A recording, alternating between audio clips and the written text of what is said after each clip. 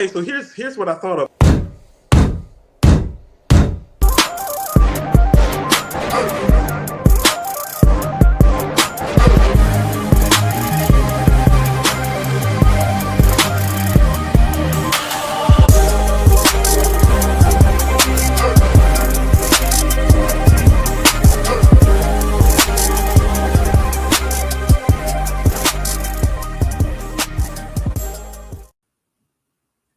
Peace. Welcome to Hip Hop Talks. I'm one of your hosts, AG. Got the homie Sean with me. MIA is Coop DeVille. You know what I'm saying? But Coop sends his regards. You know what I'm saying? He had a little technical difficulties today, so shout out to Coop. You're now rocking with Hip Hop Talks. No, we're not doing that. Tell it what really happened. Coop entered the Boots on the Ground contest in Atlanta. And Boots on the ground. Yeah, that's wild. Coop is somewhere in Atlanta doing boots on the ground. Bunch of guys there. It's Atlanta, so you read between the lines. You don't even know it though. He doesn't even know it. He's doing boots on the ground contest. Yeah, he sent us a picture like, "Yo, I'm about to do the boots on the ground contest, fam." Like, yeah, he said it was. Didn't he say it was better than Freaknik? Ain't that what he said? It was better than Freaknik. He's like, "Yo, fam, no girls out here." Yeah.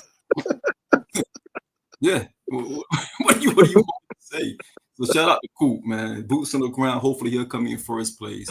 But, boots on the ground. Boots to the ground is wild. Yeah. But yeah, man, thanks everybody in the chat for rocking with us. You know what I'm saying? Real quick, hit that like button. You know what I'm saying? Hit the notification bell if you hadn't already. And definitely share this with somebody. Have them pull up to the show and have them sub, man. We trying to build our subscriptions up. So definitely want to do that. Take care of business first. Sean, how's your weekend been going? I'm sorry, not weekend. Your week been going. And happy Juneteenth to you, brother. Salute. Man, salute. Happy Juneteenth, man. It's been crazy, bro. I was in Philly this week and flew out of Philly this morning. Had a delay out the gate. I don't know what was going on, but that airport is trash. But shout out to Philly, man.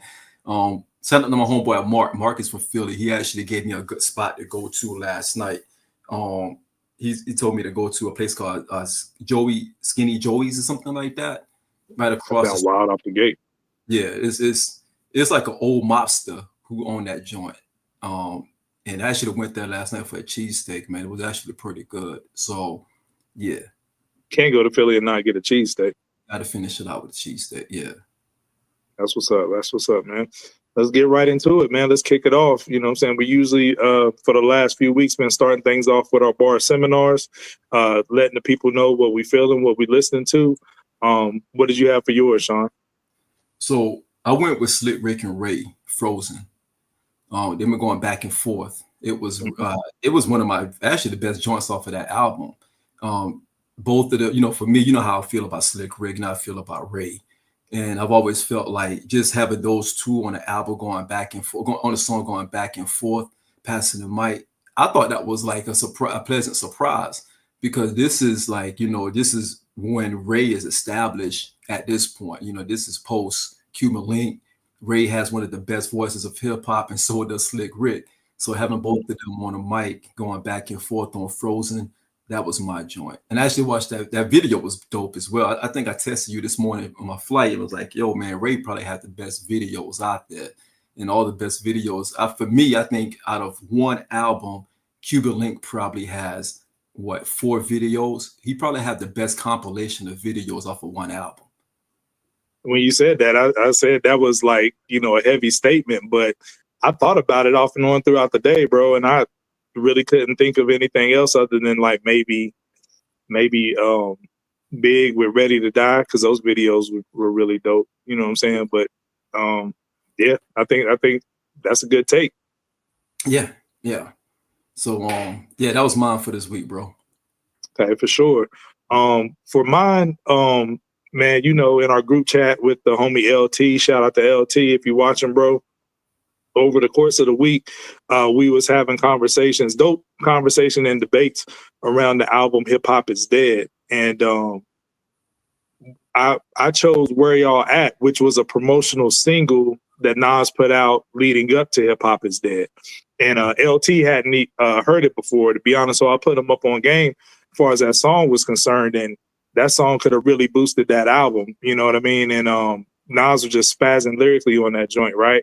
And I was speaking to the fact that that's an album that we don't even like really hold high in Nas's catalog, but in real time, I remember I bought that album like 3 times over. Like, you know what I'm saying? Because the younger cats nowadays, they got everything at the touch of their fingertips, you know what I'm saying, with the streaming services.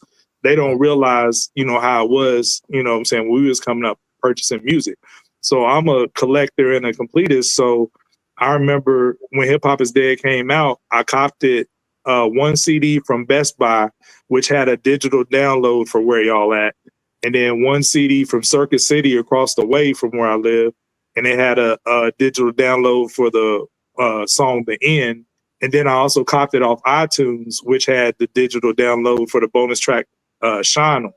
So that's 3 different, cops for 1 album to support, just to get different bonus tracks that were available through different mediums. And then I was telling LT how I went on to cop this UK import CD that had those tracks on there pressed onto the CD, dropped like $80 shipped on that joint. So, you know what I'm saying? That's what real fans do. We support the music. But, I just think it's a dope song. It should have been on an album. He's spazzing lyrically. It's been a few times where me, you, and Coop just started like, you know what I'm saying, quoting the bars off that joint. But it's one, particular line that I wanted to make that my bar seminar. And he says, I'm the ambassador, Robin Hood and the Ashton Mar. You know what I'm saying? The reason why I picked that for my bar seminar is because I don't think, too many people are speaking on how much Nas has been an ambassador of hip hop as an elder statesman, you know what I'm saying, at this point in his career. This is something I couldn't have even predicted, you know what I'm saying? It wasn't even on my bingo card for Nas. But if you look at how he put on for Hip Hop 50, everything he did as far as like dropping his own music, leading by examples like, hey, yo, you know what I'm saying? It's still life out here for older artists and you can still put out dope work. And then not only did he lead by example as a, you know what I'm saying, a label executive, he's helping usher his peers in with new projects, his peers and people that he came up under and idolized like Slick Rick. Then he got his peers like Mobb Deep and Ray and Ghost that's releasing albums under Mass Appeal. So I don't think people really speak enough to him being the main ambassador that we have for hip hop right now in 2025. So that was my bar seminar. And also just a 2 for 1 because you did 2 last week. I just wanted to throw this one in here from the same album, Money Over Bullshit, the intro, which I think is Nas' one of his hardest intros that he's ever done. I want to pick that as a bar seminar too, just because of the bar, put a barrel in the capo's mouth till the scalp come out. You a kid, you don't live what you rap about.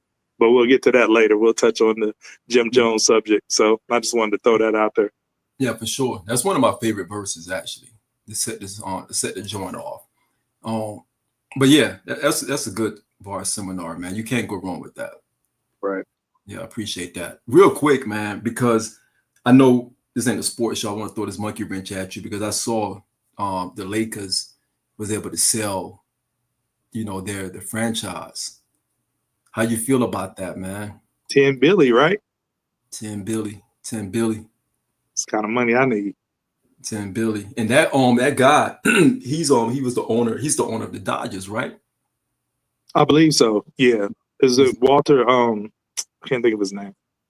Yeah, he's the Dodgers. And they actually ended up winning championships over there because of this guy's leadership. So I cannot stand the Lakers. So I'm hoping that this backfires and it's get LeBron LeBron retire or they get traded. I think it's Mark Walter. I hope he gets Walter's last name. Okay. Yeah. So they probably they might bring Magic Johnson back and that whole group back. And those guys have a golden hand when it comes to building a franchise. So again, for our Laker fans out there, those on the West Coast, Laker fans who rock the Lakers heavy, I guess salute to y'all. You got a really good situation going on over there. So you know what that means. The Lakers going to double down, triple down, and get some of the best players that money can buy, go in luxury tax and don't care about it, and try to buy a championship. That's all it's going to be. Well, let's stay here while we're here. Did you and that's big business, you know what I'm saying? But while we with the Lakers and you talking about buying a championship, did you see what LeBron said on the podcast with Steve Nash talking about ring culture? Trash, man. He's trying again. He's man. Why you do that? I thought he said we were gonna do this. I just threw the Lakers joint out there because that's news for a lot of our Laker fans out there. Yeah. I hate that because this is LeBron again trying to create a different narrative for his legacy, right? He has a platform and he's always moving that goalpost because at one point it wasn't about, scoring, getting the scoring title. It wasn't about any of that. But then when he got the scoring title, it's like now he's fake crying on the court. I can't believe I got this. I didn't think I would ever make it this, make it this far. Like, come on, man. Like LeBron gotta retire, bro. Like honestly, enough. He said he gotta retire. He gotta retire, man, because it's getting goofy and it's getting corny. He's out here, talking about championships, rings. It's not important to get rings. But you weren't saying that when you went to Miami. Not 3, not 4, not 5, not 6. All of this stuff. So now all of a sudden it's not important. You know what I mean? So it's crazy, man. LeBron and Jay-Z the same person, man. So that was a random wild shot at Jay, but yeah, but he also is the same person who said winning the championship over the Warriors, the 73-9 Warriors, is what made him the greatest player of all time. Exactly. It was based on that one championship, but he said what made him the greatest. So it's real hypocritical. I don't know why Bron does this. He makes it hard to defend him on any level. He shoots himself in the foot. I can see if this take was coming from a player who didn't win a championship. And of course, Steve Nash is going to co-sign everything he says because he didn't win a championship, right? And it would be more genuine coming from somebody like that. You know me, I'm a big Melo fan. Melo's probably my favorite player post Michael Jordan era. And he never won one. But even me, I sat back when Melo was saying like, yeah, I'm good. Like my Olympic gold medals mean more to me than never win an NBA championship. I'm like, all right, bro. All right. Like, you know what I'm saying? You took it a little too far. Just say like, yo, I'm sorry I didn't get a championship. It still haunts me to this day, but I'm still one of the greatest players ever. And that's okay. But LeBron is trying to, fix that narrative because his career is at the end. He know he's not catching MJ. So he's trying to move the goalposts, like you said. And it's like, okay, it's not about championships now. And he's using people that don't have any to try to back up his point. But that's just stupid because it has to be a separator there. He's using low-hanging fruit saying like, oh, that's to say these people that don't got a chip can't be in the conversation with these people. Even Dwayne Wade said himself, like, if some people can't get up to that top floor if you don't have so many championships.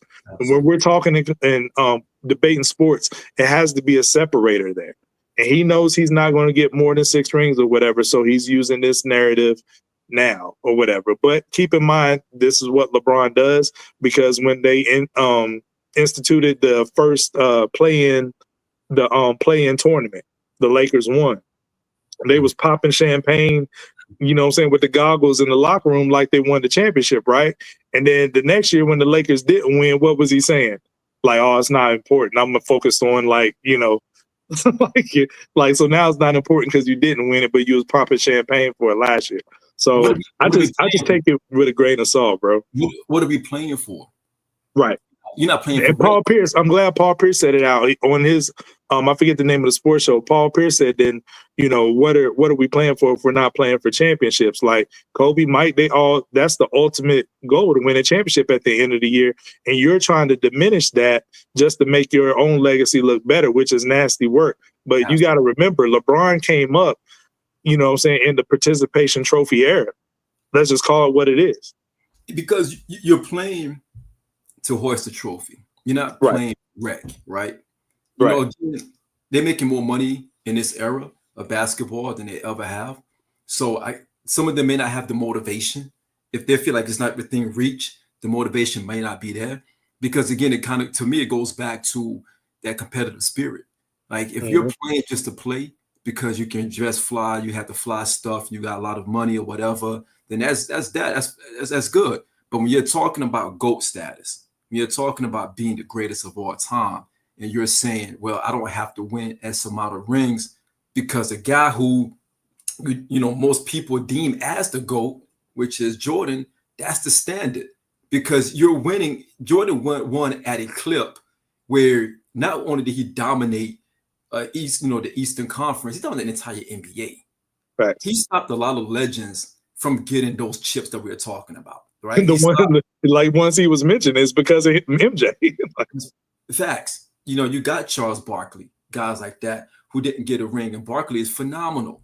He's phenomenal. Mm-hmm. But one of the reasons why he doesn't have a chip is because of that guy. Because when Barkley had an opportunity to get it, that guy stopped him. Yep. You know what I mean? So at the end of the day, it's like, I see Mad Max say, Bill, Bill is great. He's great. But you're talking about MJ. All right, let's be honest. And AG, this is no different than we talk about hip hop. And we was talking about Wayne last week. And people, LT, shout out to LT. LT was getting a little tight about the whole Wayne conversation. We felt like Wayne should not be mentioned amongst the GOATs because you can't have one in a possible classic out of 14 or 15 out of your discography and be considered in a GOAT conversation. You can be considered great. You can be considered phenomenal, but you can't be considered a GOAT when those stats doesn't add up. When you have more failures than you have success.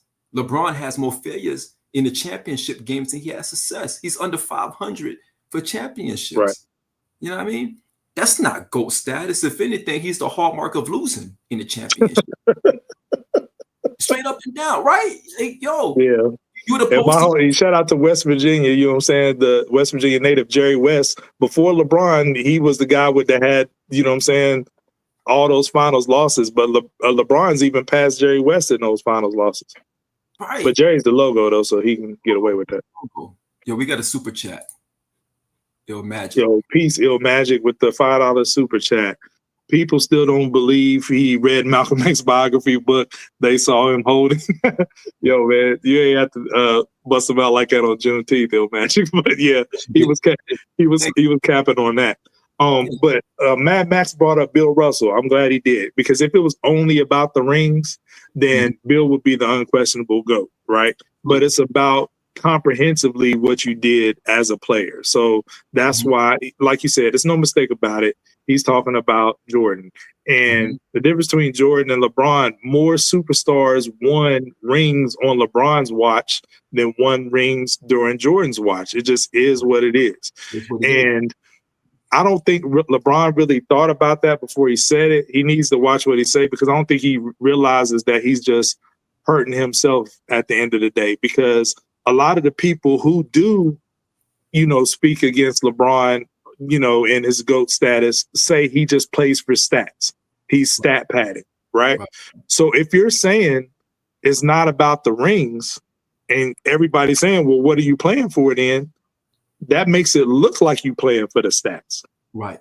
All the longevity records or whatever. And you don't want, if I'm him, I don't want that narrative to pick up any steam by me diminishing what a championship is and what people ultimately play for, to have that competitive fervor. Absolutely. So real quick, Mad Matt said more superstars beat Bron to Chip than Jordan. That's what I just said. No, who Jordan played. Think about what LeBron had on his side to play against them. He's not playing with a bunch of trash. He's not playing with a bunch of role players. Let's not get it twisted. He's playing. He linked up with those players to get a championship. If it's not about championships, he wouldn't have made those moves. Facts. Jordan had Pippen the entire time. Pippen was averaging 15? Yeah. 15 and 7? Most Pippen ever averaged in a season was like 21. When Jordan was there, I think he averaged like 22 or 23 the year Jordan was retired. But Pippen didn't average more than about 21, 20 points a game at any point. And Pippen was coming up small, pause, in a lot of those finals. See what he did in Detroit. We lived through that. Yeah. You know what I mean? Yeah. 1990 season, the migraine headache and all that. Right. We saw what he did in Phoenix. And I love Pippen. Pippen was my favorite player. because I wanted to play defense like Pip. I wanted to be able to just to be the ultimate role player like Pip, the ultimate number 2 like Pip. And Pip was the ultimate number 2. Yeah. He normally would take out the best offensive player on the other team. Yeah. Yeah, defensively, what he did, you know what I'm saying, couldn't be measured. Like, you know, he, even if he wasn't scoring, what he did defensively was immense. But people forget during that last championship run, the game that they closed out, Pippen hurt his back. Pippen was barely running up and down the court. He was just out there as a decoy, and Jordan had to like bring him home. He had like, I think 45 points in that game 6 against the Jazz where he got his 6th ring, bro. Like, it was, Pippen was barely moving, shuffling up and down the court because he went up for a dunk and, you know what I'm saying, strained his back. So, and they dominated a league when the big man was the actual focal point of the league. Right. Now, if Jordan would have had like a Patrick Ewing or Akeem Olajuwon other than Pippen, then yeah, we have a real conversation. But you're talking about a league where the game was being played inside out. It wasn't played outside in. Today's league is more played outside in. The 3-point shots are crazy. Not even a mid-range anymore. It's just 3-point shots all over the place and just barreling down court, going for the layup. You know what I mean? So the game now is so different. But that's another talk for another day. When we do. But it has to be a separator, and I'm glad you brought up that hip hop link point, because that's like him saying, you know, just because this rapper doesn't have any classics doesn't mean we can't talk about them in the same breath as these other rappers. We can talk about them, but the classic album and the championship are the separators. You know what I'm saying? So yeah, your LP, absolutely, absolutely. Enough. Yeah. Respect. Mad Max, no respect. Ralph Sampson. That's a deep cut, Mad Max. Yeah. Twin Towers with a king. Right. Yeah, we're moving on. You know, off the basketball talk, we got some new music. First thing, you know, on this Juneteenth holiday, we got a new drop from another 80s legend. You know what I'm saying? The group Public Enemy. They dropped a track called March Madness. Me, myself, I haven't got a chance to you know, listen to it yet. I found out about it right before the show, but I think that's dope that they did that. Drop the track for Juneteenth. After we get off the stream, I'll probably go check that out. No doubt. Shout out to PE, man. Shout out to Chuck D. Shout out to the whole squad over there. I've had a chance to listen to it as well. If you guys get a chance, please check it out. Support PE. Legends. For sure. All right, now moving on to, you know, the main new music release that we want to talk about is the Slick Rick album that dropped last Friday entitled Victory. Sean, did you get a chance to listen to it? And what are some of your early thoughts on this album? Yeah, I did listen to it, man. I hit you up earlier and was like, I want to see the actual visual concept before I give like my true thoughts on it, because I want to see how it accompanies the actual album, because it was made for that purpose. It was made for the purpose of, you know, the conceptual album, the actual visuals attached to what's being said on the album, so on and so forth. That comes out at midnight tonight, so I'll probably watch it tomorrow sometime. But I want to watch the doc first, the visual concept, before I really give a deep dive on it. Just on the surface, from what I heard, I like it. You know, again, Slick Rick sounds great. You know, Slick Rick is almost 60. He is 60. He is 60, right? He's 60, yep. Slick Rick is 60, and he still sounds good. He hasn't lost. Sounds like 88. 80, right? He still sounds like Slick Rick. He doesn't sound like every edition of Slick Rick. So I really enjoyed it, man. I want to see the doc first, AG, honestly, before I come back and give my full-fledged thoughts on it, because I want to see it full circle before I can give an opinion on it. But for the most part, what I've heard, it sounds really good. Really good album. Shout out to Slick Rick. Shout out to Mass Appeal, Nas, the whole nine. Shout out to all of them. Sure, for sure. I'll I want to see the film as well to kind of, I hope it enhances what I already, think about the album, if you will. You know what I'm saying? So I'm looking forward to that, watch that either tonight or tomorrow. But just off first impression, I was digging the album. you know, to your point, Rick really sounds, you know, still pristine to be 60 years old. His voice sounds similar to what it did when we all first heard him in '88. You know what I mean? And he sounds just as fly and, you know, luxurious as he ever did. So that's the main takeaway that I had from listening to this album, as him as a, you know, a 60-year-old rapper still doing it. Mm-hmm. And this is his first project in 26 years. Yeah, because Art of Storytelling came out in '99. So as far as like his flowing ability, his voice and cadences and stuff like that, I didn't really hear, excuse me, I didn't hear too much Russ. You know what I mean? But the few joints that I did like, I mean, the joints that I really did like the most, of course, Documents with Nas. Nas had a dope feature verse. I think Landlord might be the one. And I was kind of let down because I saw a Q&A with Nas and Slick Rick. And they were talking to some fans, and Nas mentioned that Landlord was the only joint when they was doing the visual joint with Idris Elba and all that. Landlord was the only song they didn't get a visual capture for. I was like, damn, that's the one though. You know what I'm saying?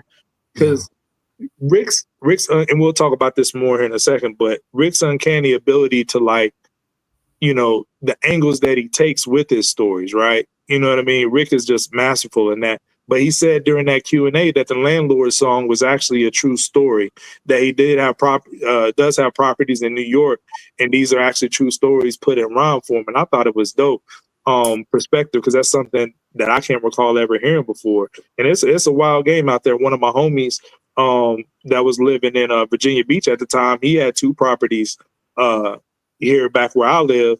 And, you know, he had to evict somebody and they weren't replying to calls and emails and letters and stuff like that. So, you know what I'm saying? He asked me to go by there and hand deliver the eviction notice. You know what I'm saying? And I had to be like on one, because I'm like, I don't know what I want to run into if this chick got, you know what I'm saying, a dude staying there. They, you know what I'm saying, maybe try something, like be on some rah-rah stuff because I'm delivering an eviction notice. But, you know what I'm saying, I did that for my homie or whatever. But being a landlord can be a rough game. So I thought that was dope that he tackled that subject matter. I didn't really like the gigs feature though. I'm not a real big gigs fan, but you know what I'm saying, I understand the link up. What I want to ask you about though, we talked in the Discord a little bit about, you know, how short the songs was. We had a lot of running jokes in the Discord. Shout out to Trife. Iran gets triggered if a song is like, you know what I'm saying, 2 minutes and all that stuff. Looking at this album, it's 15 tracks, but only 11 songs if you take away the skits, right? And the runtime of this album is 27 minutes, which is a quick listen. At first, I was kind of upset about it. We haven't heard Slick Rick in 26 years, and we only get a minute per year he's been gone, really. Right. But then I started thinking about it. I saw somebody say, like, yo, this album length is perfect because that's all I would want from Slick Rick in 2025. Like, I don't need much more than that from him, like a 60-year-old. And then I respected that. I was like, yo, okay, that makes sense. But overall, like in this streaming era where songs are 2 minutes long, have 2 verses, don't have that coveted third verse now, right? How do you feel about that in the current landscape? You know what I'm saying? Shout out to Iran, because you know he harps on this. What do you feel about that? Do you hope that rap gets more away from that, or do you see the trend continuing to just run streams up? I don't think it's one size. I don't think it's one size fit all. I think that an artist like Slick Rick, again, you know, let's be honest here. You know, Rick has been around for a long time, right? He doesn't owe us anything. He really doesn't. No. Let's keep it a buck. He gave us something because he's an artist and he's one of the greats. And we got to be satisfied and be grateful for the fact that Slick Rick, one of our favorites, one of the pioneers, one of the actual pillars of hip hop, you know, putting out something in 2025. You dig what I'm saying? So whatever he gives us, pause, is gotta love it, because this doesn't apply to everybody. Because I agree with that. I saw that actually, I think it was a tweet that someone said that, or someone mentioned that. I can appreciate that because it's just enough. It doesn't have to be overstated or overblown. How many albums that we've seen come out where it's just too much? It's True. bloated.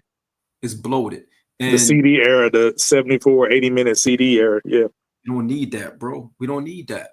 It's too bloated because now you got a bunch of fillers, you got a bunch of just whatever, and it doesn't sound cohesive. It doesn't have an angle. It doesn't have a purpose.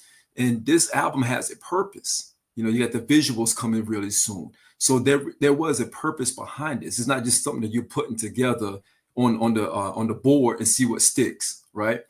And if the album has purpose, if there's direction, and if there's intent, I don't care how long or short the songs are. I'm all about if it's good, it's good. Great content, great content. If you're saying something that makes sense and it's purposely done, doesn't take you. You don't have to be long-winded to get it done. So I'm good with that. Okay, that's fair. The only complaint that I have in that regard is Rick's approach to album is all pretty much all storytelling tracks, right? Yeah. And Andrew probably could tell you this. And Andrew's a teacher, right? So I look at the old structure of hip hop songs like a literary piece of work. You got to have your introductory, paragraph or whatever. You have your body, and then you have your closing, right? I always looked at the third verse as like where you wrap it up. That's your closing. And a lot of storytelling tracks with just two verses, you can be concise and efficient and wrap up a story in two verses, but in some ways it still feels incomplete, right? If you don't have that third verse to bring it all home. And a lot of rappers would need to ramp up to the third verse. Like how many solo artists can we go through their catalogs and every song you go to, the third verse be the best verse on every song? You know what I mean? Because you're trying to, end with the bang, you know what I'm saying? So that's an era that I do miss. I hope it does come back to some degree. And that would be one complaint of mine, because he does these storytelling tracks, but they feel a little on the short end where it's incomplete, where you could have delved into some things a little bit more. But another thing I will say is I didn't, the house music joints, that's Come On, Let's Go and Cause I'm Here. Yeah. That's another thing I didn't have on my bingo card here. And Slick Rick over house music beats. At first I didn't like it, but the more I listened to the album, I was like, yo, kind of fits Rick.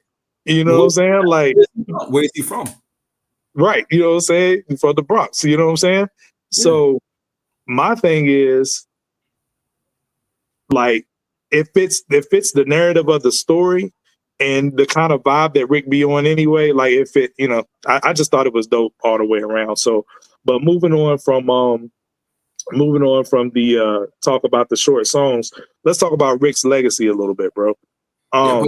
Real quick, but just want to point out, because if you in the UK, that kind of music over there is played like that. Oh, you meant specifically like UK, not him in New York. I got you. Yeah, I'm more talking about that side of the map. Like, I got you. That would be going crazy in the club over there. So it fits his aesthetic. Again, it's purposely done. I can do what SZA said. SZA was like, "Yo, too many songs." When he's on Highs. Rick Rhymes is mad long. Make it brief, son. Have short, twice strong. Yeah. Yeah. So, AJ, we lost you. That's me. Yeah, I'm back. Yeah. Okay. So, yeah, let's go back to what SZA said, man. Make it brief, son. Twice. Have short, twice strong. For sure. Thank you. Yeah. But, I'm sorry. Go ahead. But yeah, I was just going to get to Rick's legacy. So let's stay there for a little bit. When were you first put on the Slick Rick's music? Man, 88. So Great Adventures. Great Adventures. My OG. Is that something that was brought to you, or you discovered that on your own? Brought to me. It was lectured to me. You know what I mean? I was taught by that. I was molded by it. It was like, yo, I'm gonna teach you hip hop. This is one of the best storytellers. This is my OG. This is my uncles teaching me hip hop. You know what I mean? Like I told you, I have an uncle that was a rapper. God bless the dead. Had an uncle that was a break dancer. Right? So that was a staple. And they were saying like, yo, here's what storytelling should look like. Here is what it's supposed to sound like. here is how you put together an actual album. And that was my introduction to Rick off of that. Just off of that. Dope. Then I had to go my own knowledge on it. Facts. Same with me. Same here. I was introduced to Slick Rick's music by my uncle and one of my older cousins. They used to play Great Adventures of Slick Rick all the time.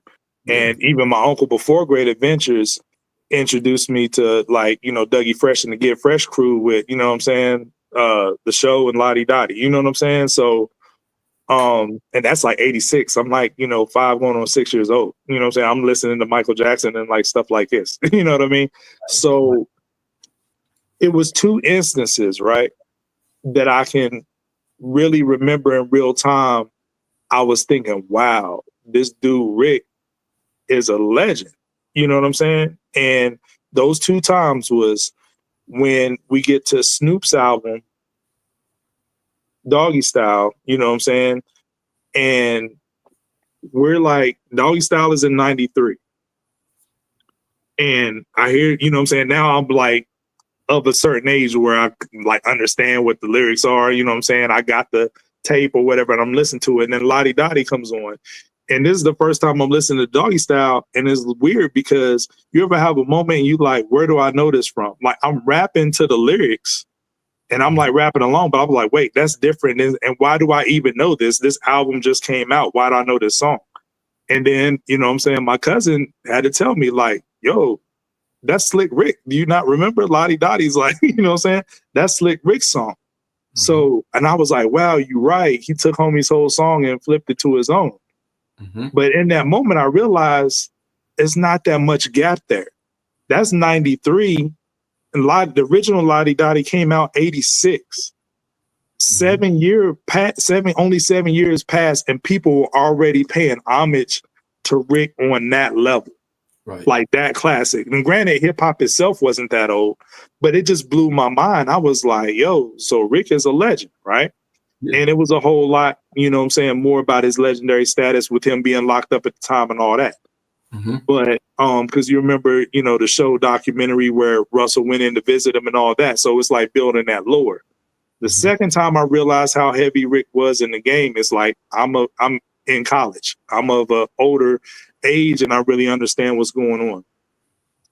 2001, we had 2 of the greatest hip hop albums of all time drop from 2 of the greatest rappers of all time going at each other, right?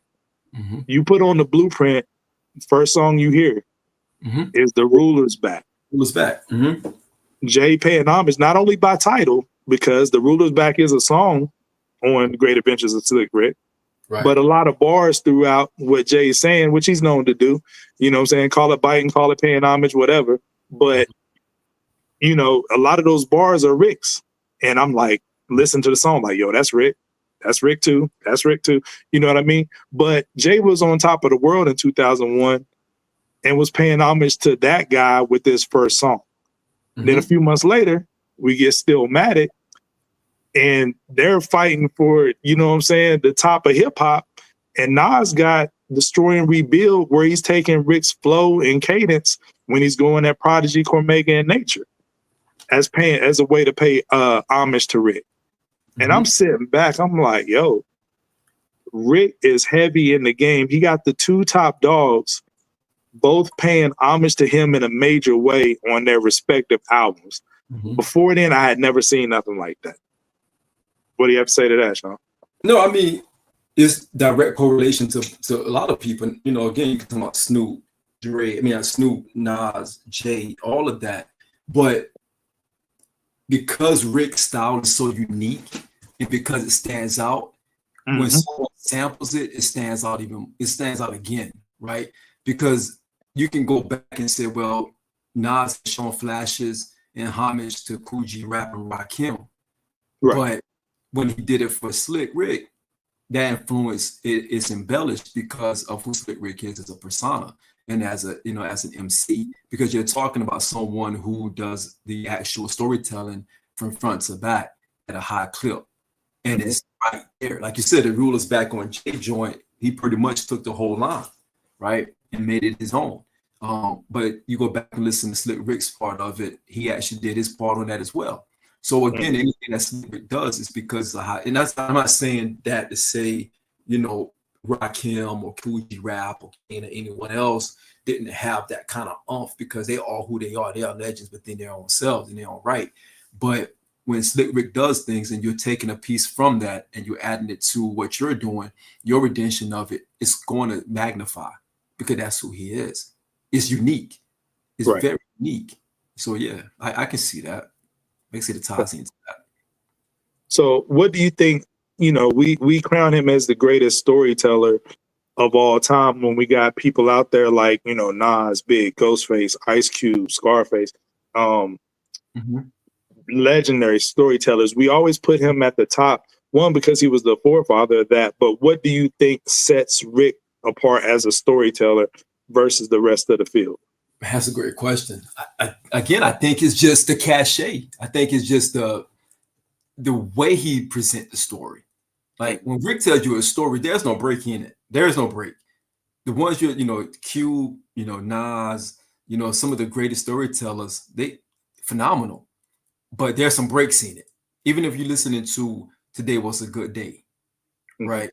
There's this, you know, when I mean break, I'm talking about the story is going further down the line, but there's a small break in it, whether for the chorus, for the bridge, whatever that may be. With Rick, that story is ongoing. Like you're actually traveling with that story, and it was what thread? With that thread, right? It wasn't a branch. It wasn't branching off into other areas or what have you.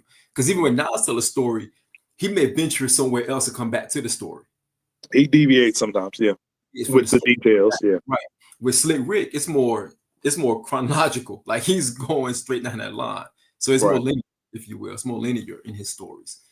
He doesn't veer off of it. He doesn't take you down one path to come back to the story. He keeps on that. Like he's really sitting down and talking to you about this. Like he's really sharing what happened in that particular story. Like he's reading a book to you. I think that's the biggest difference. Like he's reading a book. Yeah, that's a good example. Good example. Before we transition from Rick, it's one more thing I wanted to ask you. I just now thought about this. This Rick came out, you know what I'm saying, almost 30 years ago, right? And this is only his 5th album. You got, you know, Great Adventures, The Ruler's Back, Behind Bars, the joint he did in jail, The Art of Storytelling, now this, right? Is there anybody other than Big with less work that has that amount of legendary status that Rick does? Big excluded.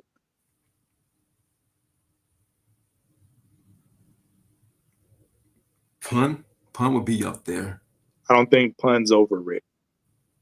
No. I'm not saying he's over. You saying you think who's over him? Like, yeah, like other than Big, what rapper has more legendary status than he does with comparable amount of work, with not a whole lot of work? How many albums? Big excluded. How many albums does Kane has? Let's see. I know of 4, maybe 5. If that's the case, I would take Kane. I forgot about Kane. He would be one, because Kane's legend is. Yeah. Kane only has 1 classic as well, but it's like so major, because people, like, once he released Prince of Darkness, people were kind of like off Kane, like at that point, like, because Kane was doing some wild stuff. It was with Madonna, man. That's why. Yeah, I mean, it was Madonna, but like, you know what I'm saying, Naomi Campbell. But yeah, man, like, yeah, Kane is a good one, but my point is, it's not many, because the Great Adventures of Slick Rick is such a pillar of hip hop, as is Long Live the Kane, right? So that just speaks volumes to how heavy Rick's legacy is, because he had to sit down, you know, a few times, right? Like, you know, Big was taken from us. Rick was in jail, you know what I'm saying? If you don't know the reason why Slick Rick had to sit down, and, you know what I'm saying, Google it or whatever, but he was in jail from I want to say it was 92 to 97, right? And then in the early 2000s, I think he got arrested again by immigration, you know, and then had to serve like about another year or two. And then he got deported back to the UK, like in, I want to say it wasn't quite the 2010s, but it was somewhere around that time. You know what I'm saying? So dealing with like immigration issues when you got like, you know, to sit down for jail time. Like we talked about how Wayne going to that jail stint pretty much ended his run, right? And you know what I'm saying? When about 08, 09, that era, 09 it was, when Wayne went to jail, that ended his run. So Rick had to sit down a few times. Like, I mean, it could very well be a Muhammad Ali situation where his best years were spent behind bars. You know what I mean? Yep. Even T.I. ran into that as well. T.I. too. Yep. He ran into that. So yeah. But that just shows how heavy his legacy is, man, because he hasn't been able to be present, you know, for a long time. It's just hit miss here and there. He's an architect. He mastered a part of hip hop that a lot of true MCs like really covet, and that's storytelling. You know what I mean? A lot of you can almost say that although he wasn't the founder of storytelling, of course, because, you know, if you go back to the inception of hip hop, you know, everyone was telling a story. That's how it started out. Like, you know, about, you know, Peter Pan just walking down the street. Like it was weird, but you know, they was still telling a story. Our first rap was a story. You know what I mean? Most of ours were, for sure. The story about a guy named Sean. So, it's a little story that must be told. So we were all telling stories because that's how you started off, right? But he was able to master that. It became a craft for him, and he was able to master that craft. And those who came behind him, they took that branch and they took that tool and added to their toolbox. And again, they all pay homage back to that. I think that's the most important part, because I heard, and we'll get into this later, but Jadakiss even mentioned that we don't show enough love to the greats. And I think that when you pull that, you know, you say like, you know, Rick's legacy and his relevancy, if you will, and he don't have a lot of body of work, right? It's not like every album was a classic, right? But the artists, the rappers that admired him, they kept his name alive. They kept his legacy strong. They kept his relevancy strong. No one, you never heard an artist or any MC shitting on Rick. Right? And they shouldn't, regardless, right? They always paid homage. And they paid homage, like you said, by having the rulers back. It's still as long as you're getting stuff like that done, you're always relevant. Bingo. It's no different than, and this is what pisses me off, because you have other artists that speaks ill of Nas, but how many album covers we have with their face on it? Wayne, for example, he got albums with a baby picture of him on it. Where did he get that from? He got that from that guy off of Illmatic. You know what I mean? Think about how many God Bless the Dead, how many took that concept like, yo, I need to put my baby picture on an album, right? But it doesn't match the adulation they should be giving Son based on the fact that they've been stealing, but they've been commandeering his style for over the past several years, several decades actually. Well, you know, while we're on album covers, and we'll talk about this more later too, you know, full circle moment, Stillmatic album cover is homage to Slick Rick too. Exactly. All of that. We got we'll talk more about that later too. That's some super chats. Yo, shout out to Kanye 00. Oh yeah, that's 007. Shout out to you, bro. $5 super chat. Did Cormega Slick Rick impersonation while dissing Nas come before or after Stillmatic? Either way, I thought Bridge Is Over was Rick influence. I think it was after. It was shortly after. It was after. Everybody was beefing with everybody, and Bridge Is Over is definitely Slick Rick influence. He took out, that was all Slick Rick influence. He even said at the end. Yeah. Besides Ricky, Nas, the true ruler is back. Yeah. Yeah, Double Barrel. Shout out to you, bro, with the $2 super chat. Slick is funny. He does character voices too. Yeah. And you know what? I'm glad you brought that up, Dub. Shout out to you, because if you're telling a story and you're doing verses, voices like that, like similar to how DMX did the Damien joint with story, like I don't mind that, but I just be hated when rappers be doing goofy voices for no damn reason. Yeah. Like that be pissing me off. Like, you know what I'm saying? But if you're doing a story, I can rock with it then. Yeah, no doubt. We have another one. Yo, Magic, appreciate you with the $5 super chat. Shout out to my mom for introducing me to Slick Rick. Yo, dope parent. When I was in middle school, because of her, I became more in love with storytelling style of rap. Yo, salute to your mom, bro. For real. Man, for real. For real. All right. More new music on the horizon. We're getting more of the Clipse rollout. They dropped a new single, So Be It. You know, it had the streets buzzing, you know what I'm saying, for the past few days. They even dropped a video to accompany the song. So, Sean, what was your first thoughts about the record, So Be It? Man, listen, the Clipse rollout is shaping up to be really, really good. I ain't gonna lie. Mm-hmm. They're putting some heat out right now, man. And they're talking about the heat that they're actually putting out. I thought the video was straightforward. You know, you got Push going these circles, going crazy on there. And I really feel like All for Nothing, so far, what we heard so far, Pharrell is in a bag right now. He is. He's really in a bag. And it's like, if he's trying to, let's say he had to prove himself to anyone, but I think he heard the stuff. I think he heard about what would this sound like without the Neptunes as a group, as a whole. And the beats that he's given them so far, that we've heard so far, the snippets and everything, they're definitely 2 for 2. But even the snippets sounds good. Like the stuff that that they're kind of teasing that's coming down the pipe, it sounds great. And I'm just curious to how this is going to actually play out in full, straight up and down. Because my only question mark was, can Pharrell provide the sonics for the entire album, like for the entire project for them? Because this is the first time without Chad that he's working with the Clipse as a group. You know what I mean? He was working with Push, of course, all day long. So he has a blueprint there. He has a baseline there.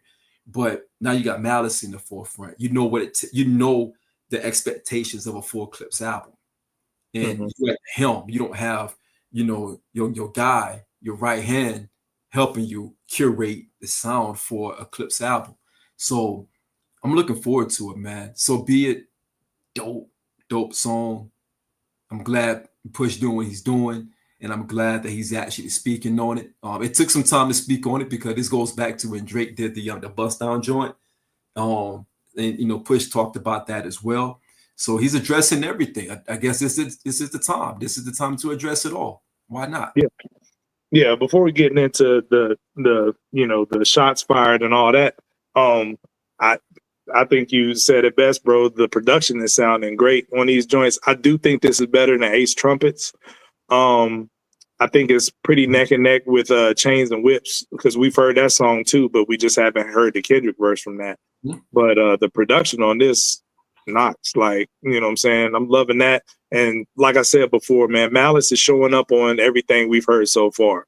You know what I'm saying? Where he said the bar, it's no more Neptune, so Pharrell's Saturn. That was a dope bar. So Malice is gonna be in a bag on this.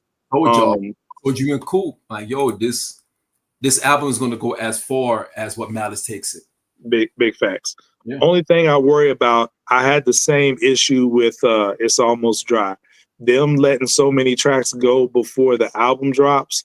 I got a feeling that these are not going to hit the same in the flow or the context of the album, because that's how I felt when It's Almost Dry came out, because Diet Coke, Hear Me Clearly, and I want to say it was another record that was floating around for a while before the album dropped. But I remember not necessarily skipping them, but they just didn't hit me as hard because I had sat with them so much. It's funny how things change, because like I said, we come from the singles era. Like, that's how we grew up, where we rock a maxi single out for a while before, as anticipation to an album.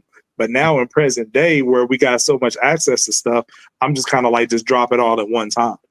That's how I feel about it. I feel you, because you want to have some, ambiguity going into the album. You want to be surprised. right? You wouldn't have some ambiguous moments. You don't want everything to be right there on the table because the excitement is gone by the time you get there. You and I talk a lot about when Prodigy released that first single. Yeah. On Keep it thorough. Yeah. Keep It Thorough. Keep It Thorough was all over the place. So mixtapes and everything. And that was his lead single.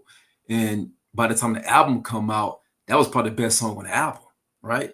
It was the best song on the album. So now everything else kind of sounds pale in comparison to what we already been consuming. Pause. And to your point, I just hope that what we're hearing so far, high level, does it go to a different gauge, though? Does it go to a different, the different optic? Does it go to a different level? And I think that's the part we have to be very mindful of. I think it can, even if it's on the same level, but to your point, don't show your entire hand. Let it be some surprises so there can be some more thoughts, some more think pieces on it, so people can live and breathe with the album in its entirety the right way. Word. Yeah, so earlier I talked about the third verse, and this Clipse song has, interestingly enough, a short third verse with 8 bars where, Pusha T is throwing some shots at Travis Scott, of all people, somebody who, really you wouldn't expect to be the target of anybody's vitriol because he tries, to be cool with everybody or whatever. He's in his own lane. He's not really, I don't really view him in the pantheon of rappers like that. You know what I'm saying? But Pusha has some words for him, not only in the verse, but in outtakes from the GQ interview, where he was talking about some of this nasty work that Travis has been doing. It. I compare it to how you talk about me. Like, you know what I'm saying? You in the Discord and many places you say I'm a jerk, but nobody sees it. Like, and nobody ever calls it out. You know what I'm saying? So you just kind of put it out there for public consumption. So, I think that's what Push is doing for Travis Scott. Like, if you look how he moves on a lot of occasions, like he put out Sicko Mode, and tried to act all oblivious that, I didn't know it was a diss, towards Kanye or whatever. And him and Kanye was married to sisters. You know what I'm saying? And he's acting all oblivious for it. And then you go to Meltdown, and that's why Pusha T's taking offense to that record because on there he's dissing Pharrell, and Pharrell had a song he produced on Utopia, and in the GQ interview, Pusha T talked about where Travis Scott pulled up to their session and was like basically shucking and jiving in everybody's face, trying to play the records, and didn't play Drake's verse for Meltdown.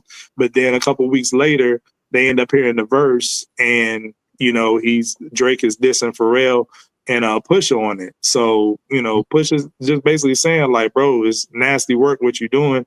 Like, we all remember Travis Scott on stage, right, telling Future and Metro to play the diss against Drake. You remember that? Play the Like That verse by Kendrick, saying like, yo, play, and everybody's like, wait, I thought Travis was cool with Kendrick. He just acts conveniently oblivious to all this stuff around him and use his platform, his stage, his songs as a conduit, for people to diss other people, and then hides his hands, like, oh, I don't have nothing to do with nothing. So I'm glad that Pusha pointed that out. How do you feel about it? I love it, man. I love it. Hold on, before I get into that, we got 2 super chats real quick. Yo, shout out to Terrence, with the $2 super chat. Just me or Malice has had the better verses than Push. I agree 100%. Malice got more to, Jermaine Johnson, appreciate the $2 super chat. Yes, make Malice rap again. Let's effing go. Absolutely. No, man, I think here's the thing, man. Calling him out again, he's addressing everything that he was probably had on his chest or whatever, on his brain or whatever for the past couple of years. He's addressing all of it. I hope he addressed Jim with this same the same energy, but we'll see. But the fact that he's addressing Travis with such a, not so much as a disdain, but more of a like a jerk way. Like, yo, this guy not even a rapper. Like, stay out of rapper's business. You know what I mean? I love it, man. I love when an artist being honest about how they feel about another artist. instead of this, let's all sing together and Care Bears and all of this stuff and Care Bear hugs. I hate that. I hate that, because call it what it is. Because Travis has been doing those type of things for years, and because Travis has been in the driver's seat for so long as an artist, because he has a large following. He has a huge following, and oftentimes when artists collaborate, they collaborate in hopes to be able to gain a new audience from that other artist's audience, right? So Right. I think that was a byproduct of his collaborations with some of the other artists, because he was in the driver's seat. And Push is saying, nah, you cried at me, you died to me. Like, he's putting it out there, right? Yeah. Bun B said something interesting though, because Bun B was saying that Travis will probably not take this sitting down or lying down, and he feels that Travis is going to respond. Don't do it, Travis. Should he respond? No, hell no.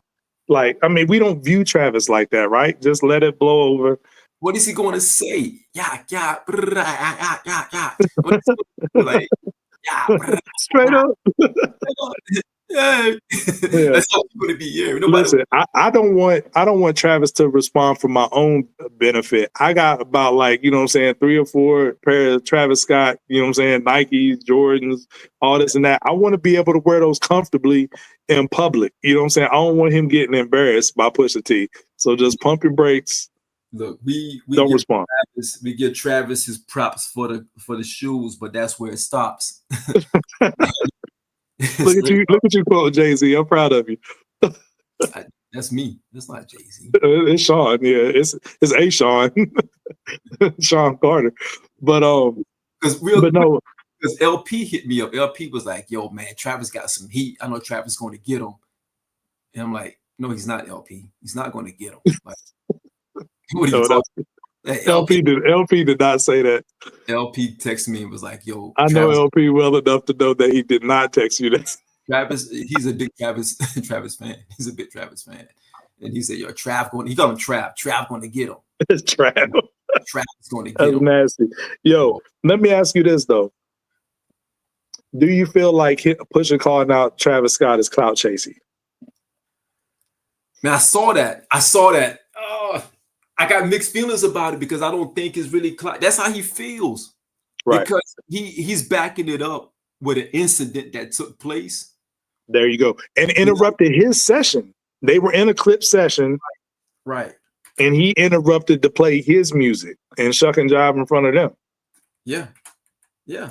So he's backing it up with some, with some facts, some things that happened that didn't sit well with him. So it's, again, bro, I can dig it when it's personal. When it's personal, I'm all for it. When it's personal, let's get to it. You know what I mean? Because to me, clout chasing is when you reaching. Jim is a clout chaser. Jomo is a clout chaser. He reaches for everything. Jomo knows he's not nowhere close in the vicinity of a Styles P. Jomo not even beating who is Bleak? Say it, Bleak. He's not beating Corey Guns. Jomo is not beating Jay Hood. Right. You know what I mean? Let alone Styles P. But that's clout chasing, because he throw those things out there because he think the youth is really on his side, which they are. He's an old young dude. You know what I mean? OYN. Yeah, OYN. Yeah. So he thinks because the young kids, yo, Jomo was out here, whatever. He clout chased by making it sound like he's better than artists that's not even in his stratosphere. They're not even in the same stratosphere, right? So that's clout chasing to me. And we'll get back to that more. I say that to say this. I don't think it's clout chasing, because it's personal. Here's why it's personal, bro. Yeah. You better off saying something about Push than you are saying something about Pharrell.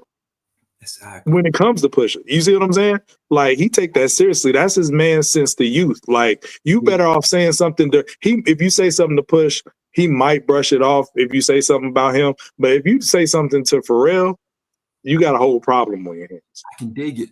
I'm with that. I'm with that. You my man. We can joke all day long. I can tell you how I feel. Like, oh man, you're not moving right. But nobody else can. You can't do that. Right. You know what I mean? Right. And we know how Push feel about Pharrell. You know what I mean? That's not a fake relationship in hip hop. That's not a fake industry relationship. That's a real relationship. Yeah. He's addressing that on behalf of his man, because I'm sure Pharrell and they in the studio having that conversation. Pharrell like, yo, he was very disrespectful, and he's moving this way. And like you said earlier, Travis moving different. He moves weird. He moves like them young boys. No to the young boys, but no allegiances, just yeah.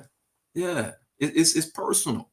Yeah. For Push with that kind of disdain, it gotta be personal. It gotta be. That's what I'm saying. I was having a conversation with one of my homies this morning, and I was trying to tell him the same thing. Like, it's on a personal level. And full disclosure, he's a Drake fan, so he's looking at it through a different lens. And he feels that everything, Push is doing on the rollout to this album is cloud chasey because it has to have some kind of controversy on it. He looking at it like, well, why is he picking on Travis?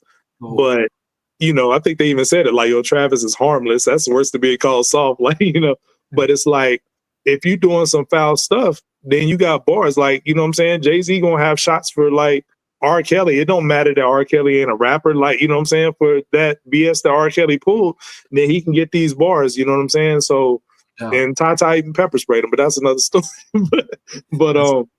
but yeah, like, I think it's personal too, because, and my homie asked me the question. He was like, well, why is it's clout chasing, because why is he waiting till now to address it, like in the article and through song? Number one, he was asked that in the interview. You know what I'm saying? I think we got to stop faulting people for elaborating on things that they're asked. Like, we're tough on Dame Dash for keeping Jay-Z's name in his mouth, but he go on all these platforms and the first thing they ask him is about Jay. So one is like, unless you take that off the table, you can't help it when somebody asks you, right? Two, so the interviewer, asked him about the bars in So Be It, which translated to him telling the story about Travis. Number two, if we're just we don't know the exact timeline, right? But this could have been written way back when. Utopia came out, like 2 years ago? Yeah, about 2-3 years ago. All right, 2 years ago, right? Let's just say 2 years ago. He was interrupting the Clipse session in Paris, recording this album, to preview Utopia. Yep. You follow me? Yeah. Take a walk with me. So if he was previewing Utopia, Utopia's then came and went, but he was interrupting a session for this album. And this album was supposed to drop last year, but all the label politics and all that held the album up to just getting released now. So you got to frame your viewpoint a little differently. This record could have been written a few weeks after the incident happened. Right. When they heard Meltdown. But fans jump all the way out the window and say, yo, he's clout chasing or whatever. Why is he doing it this far later instead of saying something way back when? We don't know when he wrote this, bro. Like, you know what I'm saying? But that's why, we don't know all the intricate details and information. But if you take the time to like sit down and really like, you know what I'm saying, think about it. Right. This might be something that's been bubbling under the surface for a while, but it's the first time it's been put out there for public consumption, is all I'm saying. Right. But as you remember, they were also going through the stuff with, the record label changes, the UMG stuff. And right. That's why, because this was supposed to drop last year. Right. All this, it prolongs the rollout regardless. So some of this stuff could be things that we're sitting on at the, at the inception of the actual album, which goes back to last year. Right. Well, it's not like really new material to them. It's the first time we're hearing it. It's the first time we're getting access to it. And again, is there a true expiration date on when you can address someone? No. And that's a few people I need to address. And it's probably long overdue.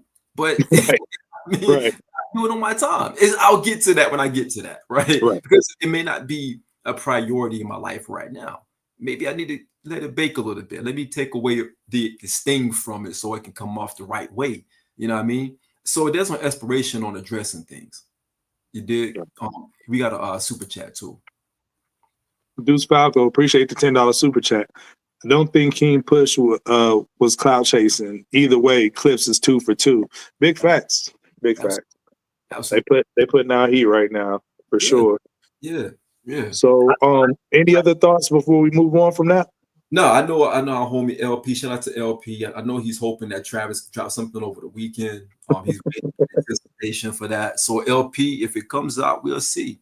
I'll be in Houston next week. So, you know, if I run into him at Trill Burger or whatever, I may give him a nudge, you know. So Real quick, here's the reason why it's not cloud chasing, and I think that Bun B had a real astute point when he was talking. He was talking about somebody like Pusha T is dangerous because he doesn't have nothing to lose. Like, people think that, like, oh, he's going at Drake because he thinks he's going to gain something from that, or he's going from Kendrick gained way more off beating Drake than what Pusha ever did, right? Correct. And you know, he's going at Travis because he's got something to gain, or he's going at Kanye because, you know, Kanye deserves it. Let's keep it real. So Bun B was alluding to the fact that his fan base, how he moves, the principles he stands for, and the records he's going to sell anyway, none of that is going to fluctuate or change depending on, you know, who he goes at. That's kind of like written in stone, kind of is what it is. You know what I'm saying? He has his base that check for him. So he don't have nothing to lose when he's going at these people. So that's somebody who's dangerous because they got full artistic freedom to just do whatever they want to do. You know what I'm saying? Without worrying if their pendulum is going to swing this way or this way, you know, as a result of it.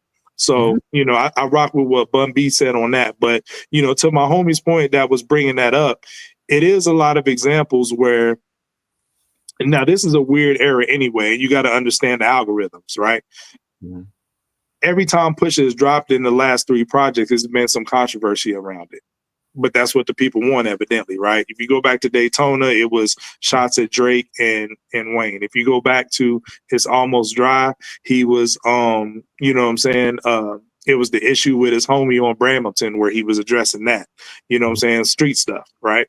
And on this one, you know, Travis Scott bars and his Kanye stuff in there, and it's all that, and the Clipse breakup. So it's always something that's surrounding him that's controversial, but it's what you know what I'm saying, to say it's provocative, it gets the people going, right? It's part of the rollout, you know, but the timing is right because it's something personal.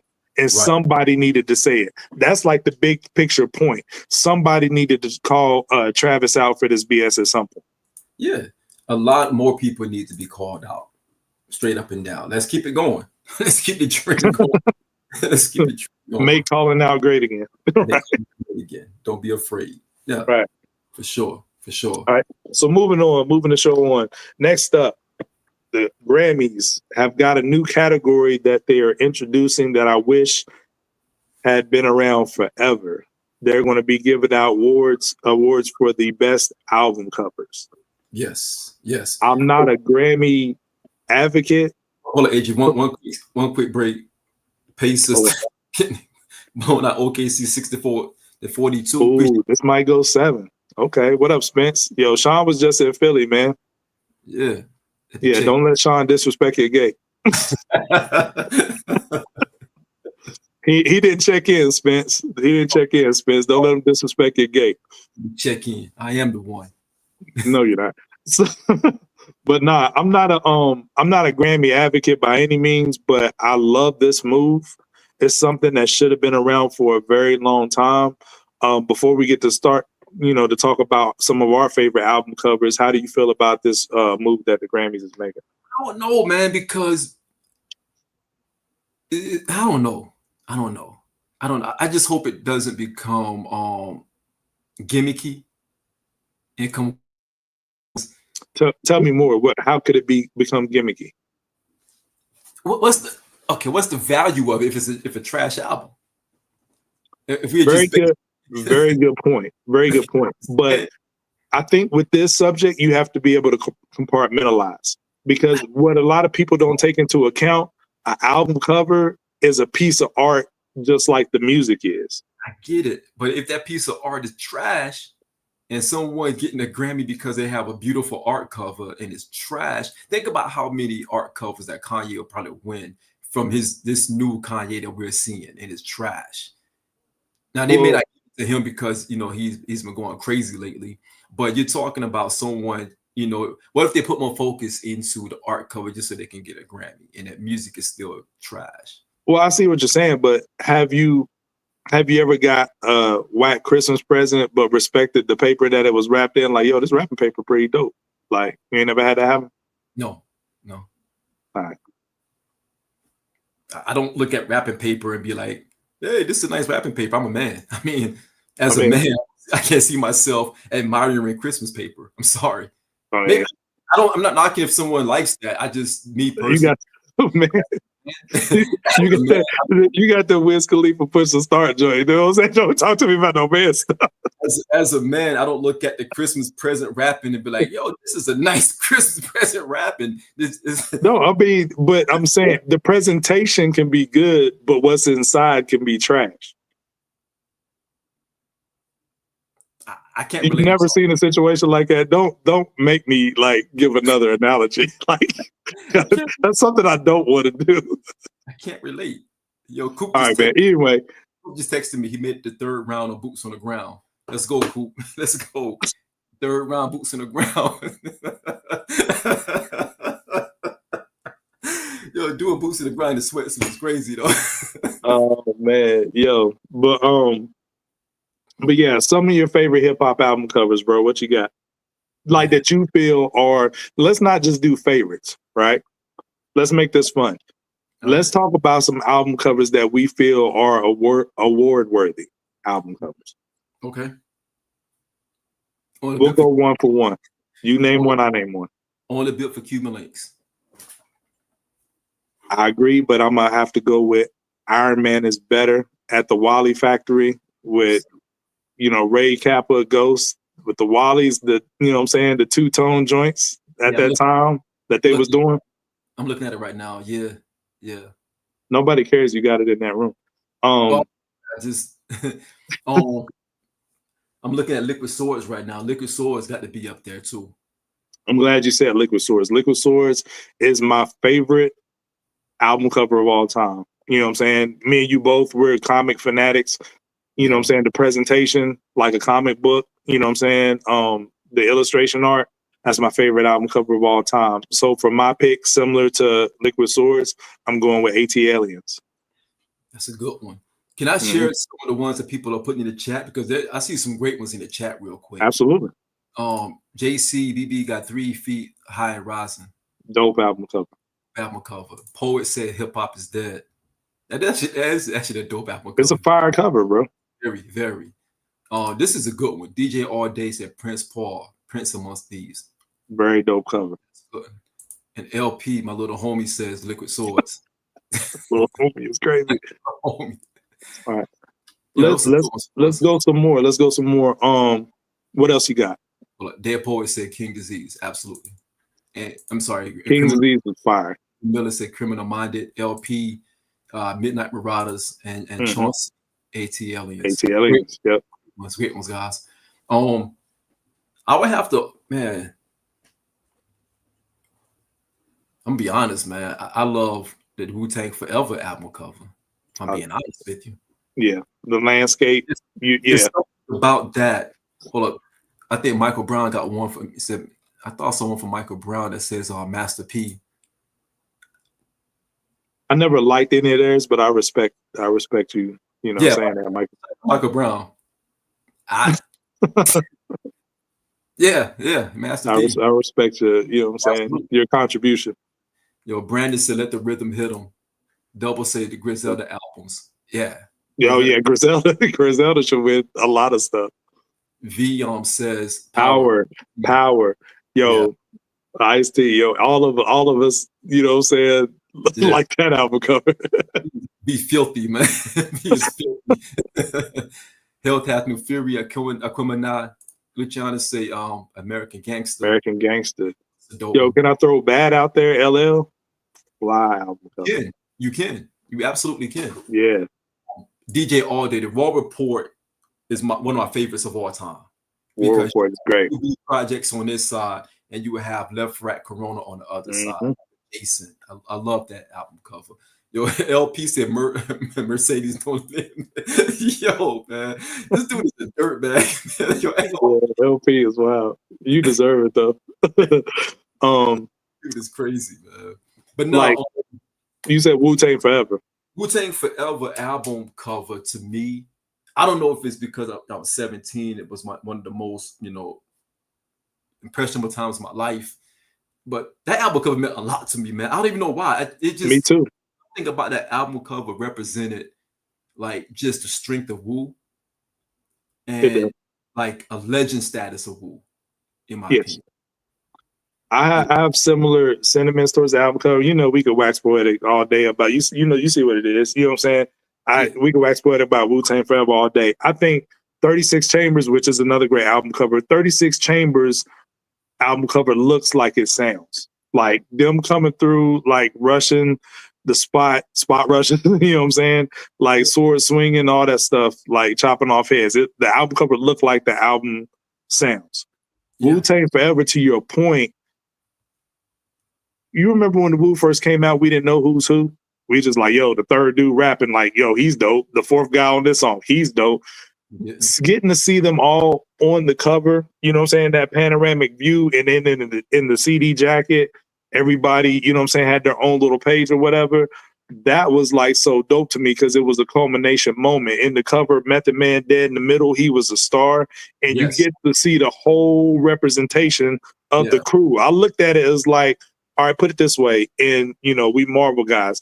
This, to me, this was like the hip hop equivalent of, in Avengers 1, where they do the like roundabout view of everybody when they fighting for New York, you know what I'm saying, on the alien invasion, and they do the circle view around all the 6 Avengers or whatever.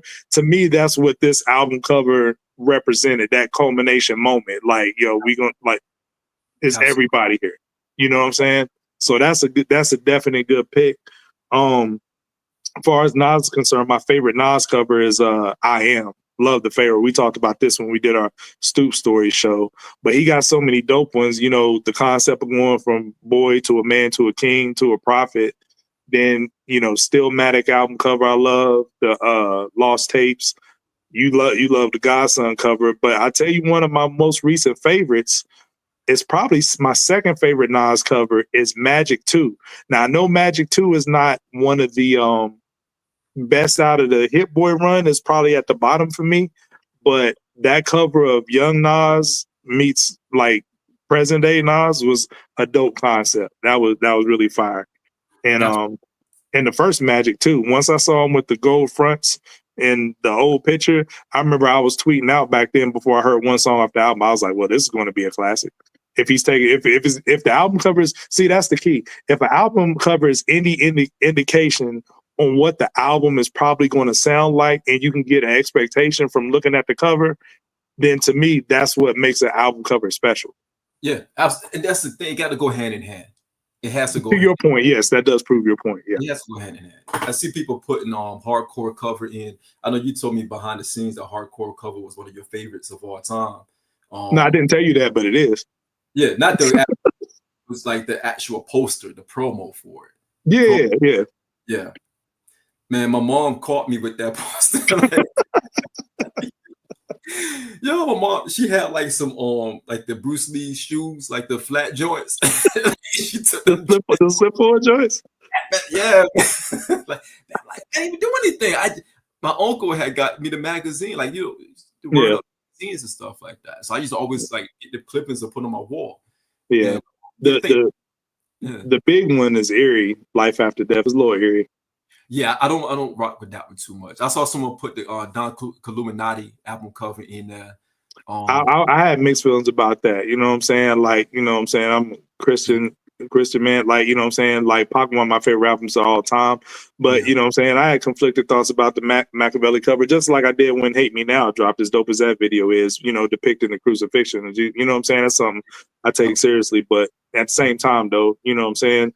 Artistic expression is what it is. One that I wasn't really feeling at first, DMX, Flesh of My Flesh. I was like, yo, what is X doing with all the blood?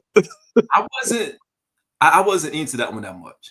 Yeah, me neither. That's what I'm saying. I wouldn't feel it that one like that. Because you remember back then, man, album covers was album cover set the tone for the album before you even open the album up, right? Because even when you open the album up, you had like the pictures inside the album cover. You had like the, you know, like again, like I'm looking at, you know, I keep looking at all the different Cuban links on my wall right now, the actual the vinyl. But when you open it up, you see all the other pictures associated with the album, and that's even before you get a chance to like really get into the album itself. And to me, I feel like it should be like not just the album cover, but the entire body of the album. So the whole artwork. Because and I've always felt that Wu mastered that, if you will. Yeah. Right. Which that would be hard to judge nowadays because where everything is digital, like you don't really have the whole CD jacket, you just have the cover, you know what I mean? So right. And that's the thing, because again, to your point, everything's digital now. So how does the Grammy even quantify that? Quantifiable facts. You know, exactly. What you're going to do, somebody can put together, if that's the case, be very creative, but also make sure that creativity leaks into the album itself. Yeah. Right. Facts. I just want to throw out a few more before we move on. Paid in Full got to be in there. The Dookie Rope, you know what I'm saying? Mercedes chain, Benz chain, crazy. Man. Straight Outta Compton, legendary. Yes. One of my other favorites is Death Certificate. Death Certificate, yeah. You know what I'm saying? Here's one that you'll appreciate, being a Wu fan like me. Grave Diggers, the pick, the sickle, and the shovel. Like, I love that. I love that cover. That's one of my favorite covers of all time. Yeah, I like all RZA's album covers, actually, man. The Bobby Digital album covers. One he had, I think, was Digital Bullet when he was sitting on the throne. Right. Yeah, that one was dope too. Man, that was original. Yo, how did we not mention Dirty? That's one of the most original concepts of an album cover ever. It is. Return to the 36 Chambers. Yeah, the Dirty version. It is. What about Mobb Deep covers? My favorite Mobb Deep cover would probably be probably Murder Music. Yeah. I can see that. Any covers from the South? I know we talk really heavy about. No, ATLiens is my second favorite album cover of all time. My top two were animated, like, you know what I'm saying, Liquid Swords and ATLiens. I think T.I.'s King cover was a very powerful cover. I like Paper Trail better, but I feel what you're saying. Because of the paper mache look with all the writing on it. Yeah, that was fire. Yeah. I think the King ones though, like the black backdrop, just kind of tilt to the top. Yeah. Simple, very, very simple, very straight to the point. Yeah, like King, period. You know what I'm saying? That was the point. Exactly. A lot of Ghetto Boys covers. You know what I'm saying? Ghetto Boys had the craziest covers. Yeah. Jay-Z covers were, you had to open it all the way up, pause, like to understand like the scope of the cover, because in real, you know, the part of the cover where he was like beside the Bentley, it was a volume 2. You wouldn't know that until you actually open up the cover in its entirety, right? So he was just showing even the Dynasty cover when he was like just like this. It was dope. Just stuff like that, man. I thought one of my favorite covers for him, and me and my homie talk about this all the time, is like it was like peak Jay as far as his image. But I don't like the album. I don't like Volume 3, the album. But him like in the car at like Times Square with the Rockaware denim on, when Rockaware was like popping. You know what I'm saying? Like that was a fly album cover. It was. I like the Blueprint too, though, to be quite honest, because sitting on it's Boss. Not the Blueprint 2 album. You were saying like I like Blueprint 2. I got you. Yeah. Blueprint album. The Blueprint album. Yes. That was a dope album cover. Yeah. I like Volume 1. Volume 1 was dope. Volume 1 was dope. And then it was cool. I'm not even going front. Like the Blueprint 3 album cover where he had all the white instruments, and they recreated that for the Book of Hove exhibit. I thought that was a nice touch. That was dope. Yeah. Okay, so this is where we stop talking about this topic because you get ready to go into hater territory. So. The Black Album joint was dope. Black Album was dope. Yeah, Black Album was dope. Album was dope. So this next one, this next topic that we're going to go to, you know what I'm saying? I'm interested to hear your thoughts about it because we're going to talk about the Complex Top 50 New York Rappers list. Mm-hmm. And full disclaimer, man, everybody's covering this list. This list is getting a lot of traction out here, but I like how Complex is, you know, we're feeding the algorithm. We're talking about it too, but Complex is pulling the okie doke on people, like re-releasing these lists. This list is actually 2 years old. They released this list as an article in 2023, but you know what I'm saying, they just repurposed it and put it out now, and it got people talking. So, you know, just so y'all know, this is an older list. It wasn't like curated here recently. So with that said, Sean, what do you got to say about the list? I don't like it. I don't like Complex. I think they trash. Complex was trash for a long time. Complex they're using AI, Chat GPT, to come up with these lists. And they're actually putting in the search engine, give me the most outlandish list so we can post. And when they say that, Chat GPT generates these type of lists because there's no think tank inside of that room. Honestly, you cannot honestly believe that there's a think tank or a council inside of these rooms talking about these lists. Again, you got Jay number 1, you got Big number 2, you got Nas number 3 on this list. Am I mad at it? I don't care, right? I really don't care, because at the end of the day, when I look at Cardi B being at number 25 and I look at Styles P being at 46, Jim Jones being at 45, I'm checked out now, right? When I look at Kool G Rap being 30, you're telling me that Cardi B is above Kool G Rap. No disrespect to Cardi B. Shout out to Cardi B. She got new music on the way. She got some stuff going on. I think Cam said he wrote a couple of songs for her or whatever. Okay, I got it. But when I look at this list, and you can see they try to put some stuff in there for some shock value, having MF do them, you know, no disrespect or anything like that.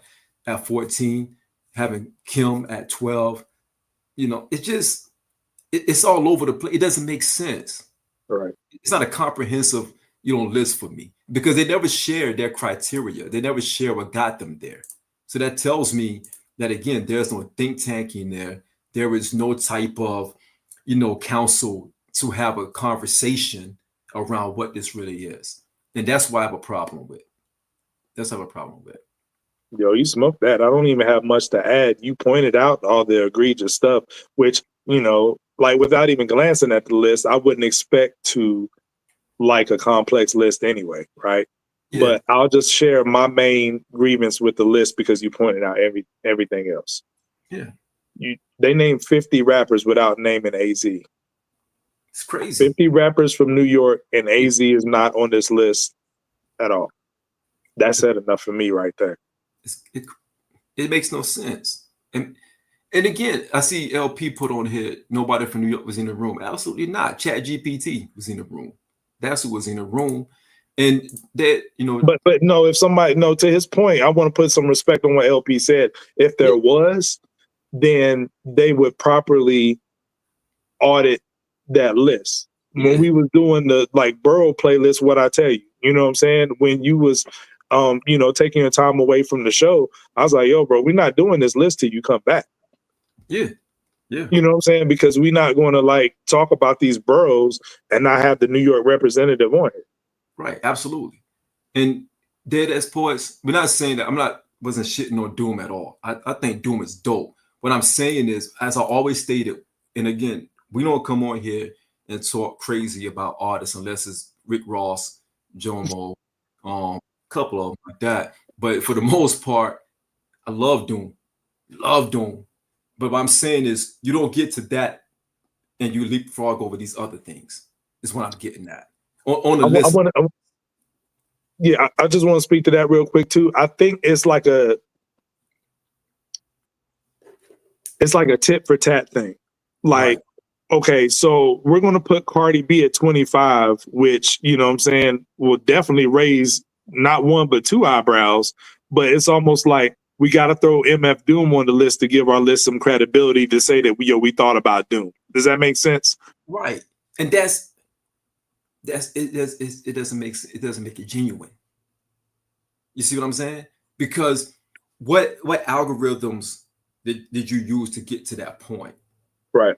You feel me? Like, what algorithm tells you that Cardi B, shout out to Cardi B again. This is not to talk down on any artist on this list at all. This is not saying that they should not be on the list. That's not what I'm saying, at least. Yeah. It's just like they're putting a rare pull on there. Like, all right, we got Ice Spice at 50. Like, Ice Spice shouldn't be on this list, but how can we make up for that?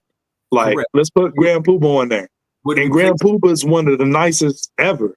But it's like, that's not like a common knowledge pull, if you will. Like, you know what I'm saying? So it's like, we're gonna put Grand Poobah on there to wink to the hip hop heads, right. But we also are winking to the mainstream media by putting Ice Spice on there. It's just a list to cover all bases. All bases. Because Chat GPT, like you said. GPT. It's just to say, let's cover all bases. Let's come up with the most outlandish random list. We know who the top 3 or top 5 would be, so we'll keep that going. But everything else, it will look crazy. I think the top, once you get beyond the top 5, I think that's even egregious. It's egregious. People's placement. I'm seeing people in the chat saying Ray not even on here.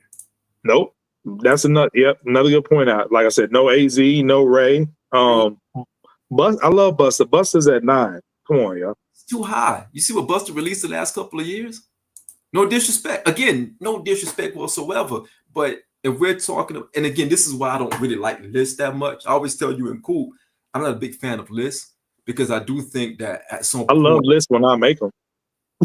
Yeah, you do make some great lists. I say it because when you mess with lists, there's so much thread, man, that you got to pull to come up with a comprehensive list. You know what I mean? And they asked me to put the list back up. There's so much thread that you got to pull when you're coming up with a list. And you're telling me that Jim Jones is better than Ray and AZ as a New York. Insane.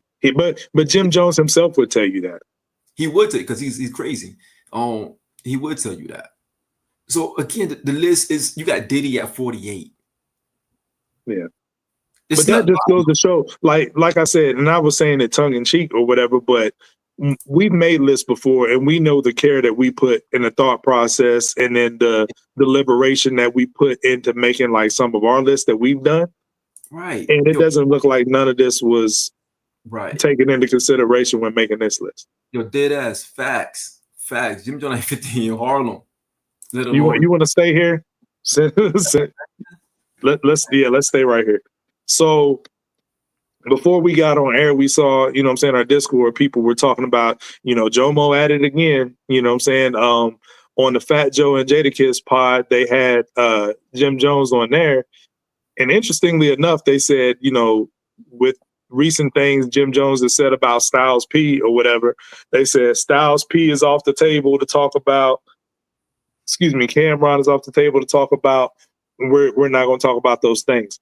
So, but then you get to the topic of Nas. Fat Joe brings up Nas, and Jim Jones used this same exact tactic to disrespect Nas that he did when he was on The Breakfast Club, disrespecting Styles P. Like, he started with love. Like, yeah, I did used to look up to Nas and all this and that, but these young boys, they like rocking with me. Nas came out in 91 with Barbecue. He inspired me when I was in 11th grade, but then 94 was a long time ago. Like, basically saying I'm what's hot right now. And if you don't know what he's referencing to, it was a 22-year-old kid that needed better guidance on another show. Basically, and excuse me, I'm sorry, I forget the name of the podcast he was on, but he was telling the podcast host that all the ways that Jim Jones was better than Nas, and, irrelevant to the youth or whatever. So that's what Fat Joe, it wasn't at random is what I'm saying. That's what Fat Joe was asking Jim Jones about when he was on the show. And then in so many ways, Jim Jones doubled down on that notion. And Sean, what do you got to say to that? Man, trash. Man, here's a crazy thing. Like Nas said, rappers battling non-rappers. Carrying on backwards. Like, the crazy thing is, everyone is entitled to their opinions. Mm-hmm. Even these young boys. You know what I mean? When I play ball, on Monday nights. A lot of those kids, those guys are younger than me, in their mid-20s, late 20s, whatever. So they grew up in a different era of life. So they're influenced by certain things. And they're influenced by just the basic stuff, if you will. A lot of them are by the basic stuff. Because even when Jim made the comment, I think Jada was like, my son loves Nas, and J1, shout out to J1, because he always talking about, giving salute to J1, Nas, right? And, Jim was like, well, that's your son, he taught him. And Jim was like, my kids wouldn't even know a Nas song, but Jim, that's on you. You failed as a parent. Right, you failed as a parent, because you ain't hip-hop. You are eating hip-hop, and you're not raising them right. My daughter, 13 years old, she wanted a pair of Timbs because she looked in daddy's closet and like see the old Timbs. I mean, they're relics now. They're relics for me right now. But she wants Timbs. Raising her right. She loved. I asked her the other day, I'm like, yo, what do you think about on this song? I'm just playing some songs for her. Like just like Ray, I'm playing some Raekwon for her. Actually, I played Criminology, and she liked it because she loved music. She loved music, right? She's in the band and everything. She loved music, but she loved the way Criminology sound. And I did it on purpose. Raise them right. And the thing what bothers me about all of this is that why come Nas is always the target for these type of conversations. Again, before you get to him, there's a lot more to get through too. You need to talk about your weight class. Let's start there at some point. Because you should be talking about him. You should be talking about that guy. There's a few people in hip hop that should not be in the same sentence. And those, like I told you about the list, there are some that even should not be on a list anymore. At some point, you got to graduate from that list and say, okay, these guys are untouchable. This is the Mount Rushmore. This is a standard. This is where it should be. You can't touch them anymore. They're out of here. Yeah. Their legacy is stamped. They're solidified. They are the Celestials, if you will. Right? They're not of here anymore. They're out of here. They're out of this world. But we made it so, and again, I say we, even the media, man, they made it so common to allow these things to happen. And I hate it. I hate it because it shouldn't have to be someone. Shout out to Jack. Jack shouldn't have to go on social media and call out Winter Soldier. Yeah, the crackling, the jackering. He shouldn't have to come out of hibernation to call out a bunch of people who know better. Jim is a hip hop guy. He knows better. It's okay to. Does he know? Jim's done a lot of stupid stuff. Like he don't know better. Look, man, he gotta know, bruh. AG. If he's in hip hop, bro, Jim is a little bit older than us. Jim's not that much younger than Nas, but Jim want to be young so bad. He want to be young and relevant to this crowd so bad. Jim is literally like 3 years younger than Nas, bro. If that. Imagine you trying to impress Jordan friends. Nah, bro. They impressed by me when I just walk in the room. You know what I mean? Because I'm me. They were in West Virginia, though. That's different. So, but to your point about your daughter, I thought that was an excellent point. I remember, what I'm saying, let the youth be the youth. But I put Jordan up on a lot of stuff. He likes what he likes, the Drakes, the Kendricks, the Coles and stuff. But, he knows Nas. He knows Wu. He knows, you know what I'm saying? And my daughter, same age as your daughter, my son was playing, honest to God, my son was playing Playboy Cardi, you know what I'm saying, in the car one day, and my daughter in the backseat, like, yo, put on Nutmeg, like Ghostface. Like, you know what I'm saying? I would have cried. Yeah, proud father moment. So you were right about him kind of like slipping as a parent, you know what I mean? Because if his son don't know any Nas records, that's his fault. He should be showing his son who inspired him. That's why we shouting out J1, because Jadakiss, you know what I'm saying, raised him up right. And I was watching it. It is what it is with Cam and Mace. And Cam was saying, his son was saying like, yo, Ice Cube, the actor, used to rap. He didn't know that Ice Cube was a rapper. Like, this is one of the greatest 10 rappers of all time, in my opinion. And you as a hip hop father didn't, put your son on. And then Mace doubled down and was like, yo, my son, I think he said that his son didn't know he used to be cool with Big. Like, this is all, it's not only history, but it's a part of their history. Like, you know what I mean? And that's why you should be teaching your kids these things. And, some people may look at it as not being that serious, but I think it's dope. And then some kids don't want to hear what we want to have to say anyway. But I think that it's dope when the parents try to teach you, put you up on game on stuff that came before currently. And that was no excuse.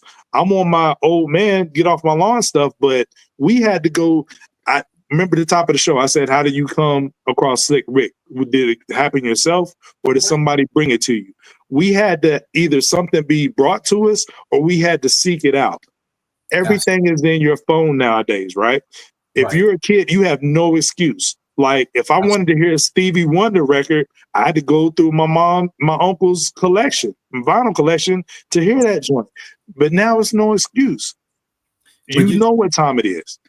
But AJ, a part of that is the way the culture is now when you think about it, because people focus more on wanting to say something viral or something shocking and odd, and they don't really mean it. There's a lot of fake fans out there. There's a lot of people who ride the coattail and say, yo, I'm a fan of this person, that person. They're not really a fan. They're just riding the algorithm. They're just riding whatever sounds hot and whatever sounds flashy. Because when you have that real conversation and you have that really real conversation about that fan that they say they are of, they can't have that conversation. You take them to the deep water and say, well, let's talk about this, this album. I'm not, no name, no blame, but we did a Distant Relatives joint. And people who were saying, Nas is my GOAT, were like, yo, I didn't know Nas had Distant Relatives. How? If he's your GOAT. What are you talking about? How you say he's your favorite artist, and now you act like this is Distant Relatives is new? It's new to you. It's new to you. Yo, if you want the history of that, check out Stoop Stories, by the way. Dope content over there. But again, it goes back to people focus on wanting to be loud and obnoxious and all of these different things just because they want to get likes, subscriptions, and all of those things. And we come in here saying we just having a conversation. I don't want to be on camera. I can tell you, that. I don't. Me neither. I don't want to do this. I have to get myself up every week to say, man, I don't want to do this shit. God, I don't. I'd rather be chilling. I'd rather have conversations about hip hop with like yourself, LB, L, behind the scenes stuff like that, because we're challenging each other in a hip hop conversation. You know what I mean? We're not getting on here saying, let me say this and this and this just to get the algorithms going. We're saying these things because this is how we really feel. Right. The same conversations we have on camera is the same, you know what I'm saying, in the same bag that, when we talk off camera. And that's why we reference back to our off camera conversations so much, because this is how it is. Cleaner version. Yeah, definitely clean version. You know what I'm saying? But we try to do that because again, we just appreciate people pulling up, rocking with us to have a real hip hop conversation and not and again, this is not a declaration to go at anybody out there who's for that. It's a space for that. I love it. I get it. It's all good. But when you want to have a real conversation about hip hop, I'd rather talk to somebody offline. I'd rather someone call me and say, yo, I didn't like your take. Let's have a conversation. Right. And I will show you what I got in the chamber because I nerf it a lot here. I nerf a lot. Asia, you know it. No, 100%. I bring it back a lot because things that this game is not to be told, right? I don't want to put that stuff out here. There's a lot of different stories we can talk about, a lot of real stories we can talk about. I know people will love, but we want to have real conversation. And a real conversation is saying this: there is no way on planet Earth, Mars, Venus, whatever, that Jim and Nas should be in the same conversation. Right. Shout out to Fat Joe, but Joe, you know this. But that was for clicks, and we're having an authentic conversation. And then when Jim went left, they act like they were trying to you know, like, whoa, like, you know what I'm saying? And Jim was like, I'm not, you know, he said, Nas gonna be mad at y'all for bringing this up.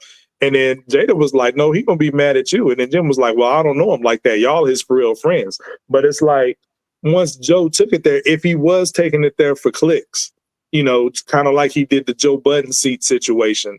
If it went left where he didn't like it, where it came off as like Nas feeling disrespected, or, well, I don't know if that's how he feels, but you know, how that was conveyed, like he was disrespected, then that's nasty work if you did that to just get clicks, you know what I'm saying? Because Joe, you know, he's kind of a loose cannon in that arena or whatever, because he's going to exalt himself over anybody that you name and put in front. I mean, he was just talking nonsense, stupid stuff like bring up Billboard as if like Nas ain't sold 30 million records worldwide, got like, you know what I'm saying, not like 9 or so platinum albums, and then somebody posted this. I pulled this off of Twitter earlier when I got home. Yeah, it's like crazy, and like it's streaming numbers, it's not even close, bro. Close, but like, what are we talking about? But here's the thing, though. You said earlier, why is Nas even inserted in these conversations? Here's why: people like to start at the top. How many trash dudes have came in the NBA and it's like, oh, he's the next Michael Jordan? It's because somebody has to be the barometer, right? Yeah, I get it. Somebody has. That's where I disagree with you. As somebody, not saying he should be mentioned with these bums. You know what I'm saying? But leave him alone. Somebody has to be the barometer. But AG, if that's the case, they put Jay number 1 on these lists. Go to him. If you put Jay, yeah, that's fair. Jay number 1 on these lists. If you're saying Hove this, Hove that, oh, Hove is the one. Then I tell you why. Why Jay's number 1 on these lists and they don't mention him, because people put Jay there, and it's not a shot at Jay. He's my number 2. People put Jay there more on the strength of his business acumen. If people want to go to the top of the MC food chain, Nas is the like, you know what I'm saying, name you pull from that and say, well, I'm better than that guy, because you know what I'm saying? Like, because he's the top of the food chain on that. It just is what it is. But I'm to the point where I'm not even mad about it anymore. It's stupid, it's ludicrous, but let's call it what it is, bro. We in the 2025 weird as hell era. Everything here is weird. And sometimes you got to feed the weird algorithm, right? Yeah. People put Nas in these conversations that don't make any sense or questioning his relevancy. It's keeping his name in the algo more than these so-called publications and media outlets that claim they love Nas so much. If they love Nas so much, then why not talk about him and give like adulation to like when he puts out a record? But they don't do that. His name is in the algorithm lumped in with this BS, but I look at it as like, as long as his name's in the algorithm, I guess, you know what I'm saying? Because that's the only time he gets talked about is when somebody's using him as the barometer to be compared to somebody else. So if nothing else, some of these young boys like, yo, I'm hearing his name thrown around a lot, being compared. Everybody's saying like, well, is it better than Nas? You know what I'm saying? If so many people comparing to him, then he might be it. Let me check him out. That's my point. Look, man, first of all, you smoked that. Here's the crazy thing. We're talking more about that. We're hearing more about that bullshit than we're hearing what he's doing for hip hop in general. Yeah, that's what I said at the top of the show. He just being the ambassador. He literally just brought forth one of the greatest storytellers of all time, a legend. Maybe. You know what I mean? He's popping up at Raekwon's, listening session. Right. Interviewing Slick Rick. He did Hip Hop 50. He's doing a lot of things centered around hip hop. He has this rollout coming out. We're not talking about those. Man, look, if it was up to me, we'd be talking about that shit every single day. Hey guys, y'all see Nas at the Raekwon? Look, because I think it was you that asked me before, like you were saying, we had a conversation about something, and I said, no, AJ, it's okay. It's okay to talk about him because everybody else talk, the other side about him. You know what I mean? Everybody else talk wild about him. I was saying, like, would it be too much like Nas content? Us, like, people were saying, like, oh, all y'all do is glaze Nas. Was so much negative press out there for him, like, somebody got to do it. Somebody got to call it what it is. Got to call it what it is. And again, it's not. If it was clout chasing, trust me, it would have been Man, y'all have no idea. But anyhow, man, y'all don't. I wish I could say it, man, but y'all don't have no. I have no idea, no idea. If we really wanted to do this, woo, oh my goodness, Yeah. but I got a great career, so you know what I mean. Another story for another day, man. For another day, but nah, man. I'm sorry. Someone Discord just hit me up. K-Dub said he wanted to come and talk on the gym convo. Yo, we extended invites, man. Whoever wanted, Jim Jones, I'm all for it. Yeah, we got a chat, AG. Word. Let me go to right here. Sorry, 007. I just 007, appreciate you with the $5 super chat. Did Jim sell 35 million records worldwide or only 4? Is his catalog pristine? Is he acknowledged by those that matter in the game? End of discussion. Yeah, man, that's pretty much what I say. Like people don't like. I think Nas is in the. I think I saw a stat where Nas is in the like maybe as far as number of platinum albums he has or number one album, something crazy like that. He's like in the top 7 or something. You know what I'm saying? And he got 35 million records sold. Like. Jim just be saying whatever. Like Jim, like I don't understand the science behind it. Like people are telling you you're not in Styles P level, and you go and like leapfrog way beyond that and say like, "Yo, Nas is not on my list." That's just insanity to me. Whatever drugs Jim Jones is taking, man, they need to. I don't know what they need to do with them, but they need to do something with them level of drugs, bro. That's gracious. Got another super chat. Shout out to V for the $2 super chat. Do you think NYC should crown Griselda top of New York? TONY. Yeah, man. I'm not a New Yorker, so I can't speak to it. I'm gonna let Sean do it. But me personally, I just don't like how New York as a whole has treated Griselda like a redhead stepchild, man, just because they're not from the city. That's just me though. You know what, man? I don't think that's what it is. I really don't. I think that there is some traces there. I mean, you can go to Yonkers. A lot of New Yorkers feel like Yonkers is far out there, right? Anything that's not in the borough, everything is country in comparison to the boroughs, right? I think that's a great question, V. I don't know. I don't even know if Griselda really want that, because if you think about like this, Griselda is its own movement. And when was the last time we got like the Griselda album? It's been a while that we got like a full-length Griselda album. And that WWCD was what? What was she gonna do? 2018, 19? Something like that. It was a while ago that we got that. So I think if they want it, they can take it. I really do. I don't think nothing was stopping them from taking it. I think it's just taking it, to be quite honest. Griselda is dope. Griselda is dope. No matter where you're from. Like, I don't care if you're from West Virginia. If you're dope, you're dope.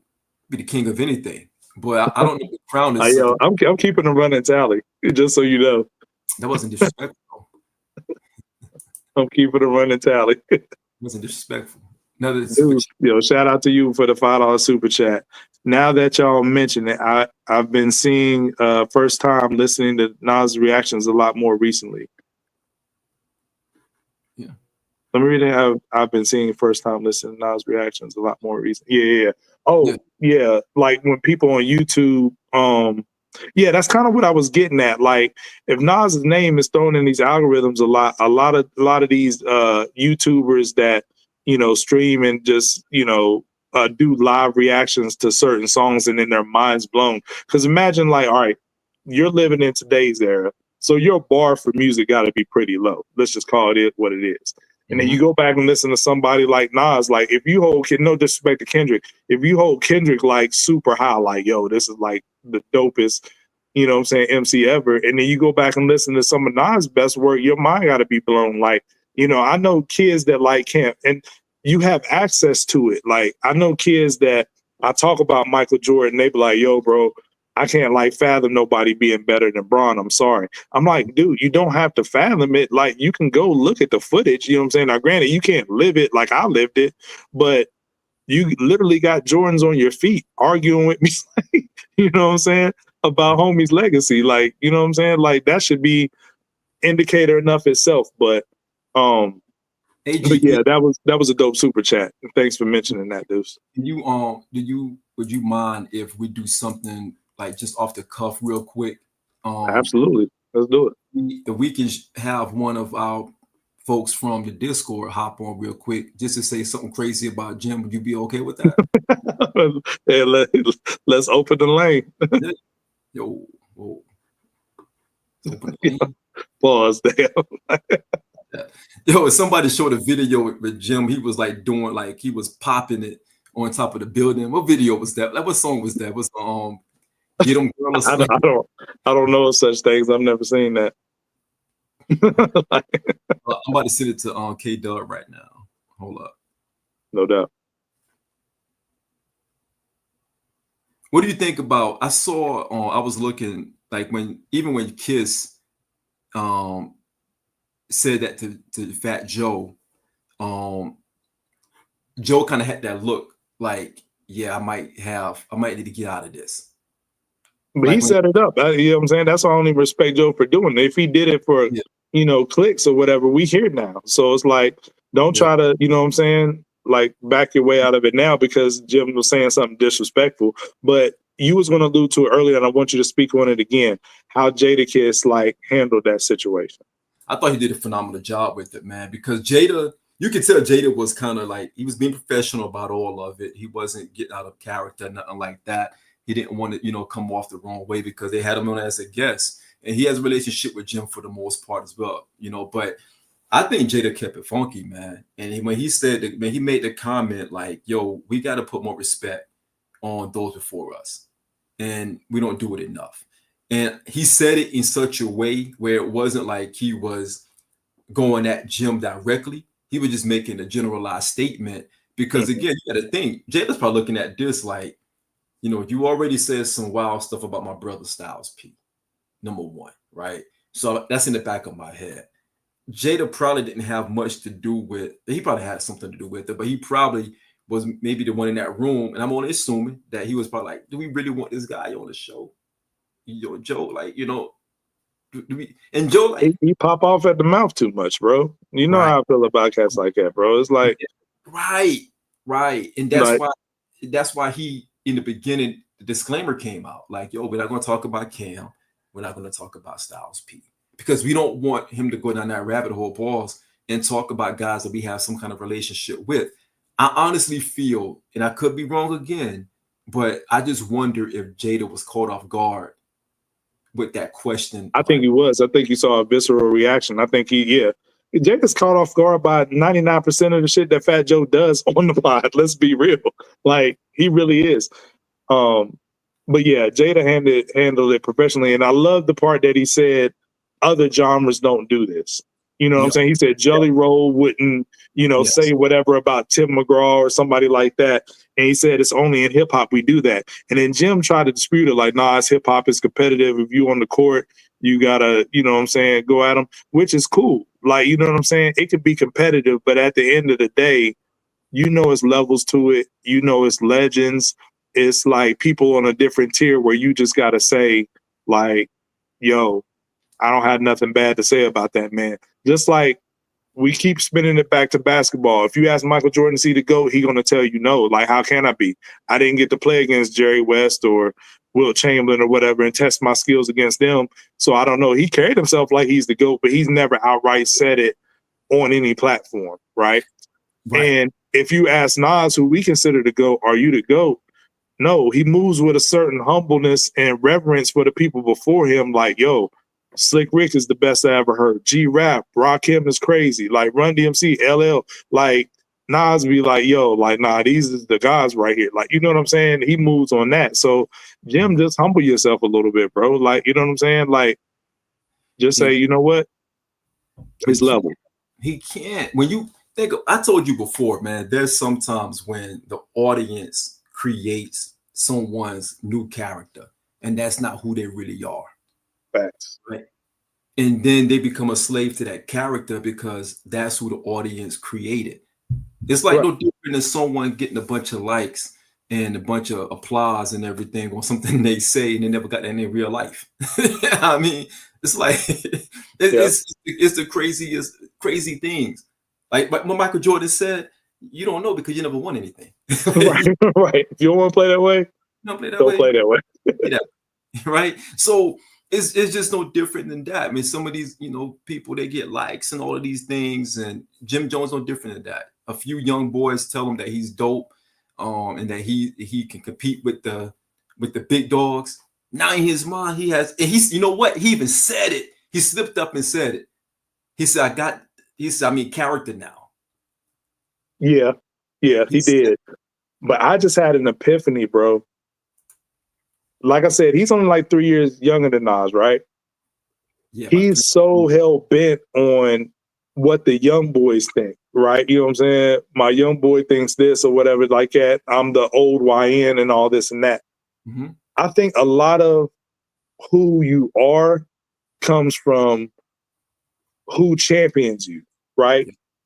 Who can buy the BS that you're selling? What Jay said, you can't sell me bullshit. I know the prices. Like, if you can sell to the YNs that you one of them ones, then why not try to appeal to them? Because anybody from the era that Jim actually came through in and was of, you know what I'm saying, the like early 2000s and then the late, you know what I'm saying, early 2000s, late night. Well, he wasn't rapping in the late 90s, but anyway, of his age range, somebody pushing 50, he can't sell this notion to us, right?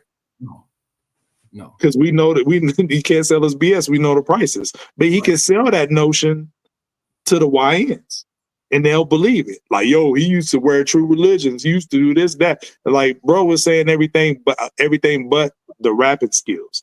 They talking about like how he dressed and all that stuff. So it just occurred to me why he keeps wanting to and trying to appeal to them, because they're the only ones that's going to put him in that seat as one of them guys. We not going to do it. Right. Cats older than us ain't going to do it. They're not going to do it. They're not going to do it. Because, again, as a hip-hop community, we have a hard time like holding each other accountable to goofy stuff. For whatever reason, we have to go along with it. For whatever reason, we got to say, you know what, I'm not going to push back because it doesn't help me in the grand scheme of things. And we just let it go. Think about back in the day when we were coming up and we had these conversations about hip hop. Those conversations were very, very intense. And you could not have that conversation and not have quantifiable facts to back up what you were saying. It wasn't a bunch of you had to have hands and quantifiable facts. It could go left. It could go left. Yeah. Man, so many times I was getting into it with dudes from Brooklyn and Harlem. It was like, yo, Nas is the GOAT. Prodigy is number 2. I'm like, please get the money. Please get the money. I don't care what you. Yes, MC Shan won the battle. Like, I'm just, yeah. That's the moment where you look around and nobody else is standing behind you, backing you up. You on the island by yourself. I'm like, oh no, and I'm sitting there like, I think you did, right? But it's like one of those things where you had to back up what you were saying, but you also, if you were in a good conversation, a good cipher, you knew how to concede. It wasn't an argument. It right. It wasn't me saying, all right, AG, you're right, but here's my other point. Like, it was no pivoting, like spin cycle stuff. You know what I mean? Shout out to Coop, spin cycle God. You know what I mean? Spin yourself in a circle till you do boots on the ground. Spin cycle God is crazy. Crazy. But because if you didn't have anything to back up your claim as to why this person is the best, then you kind of like, you have to take that L. Yeah.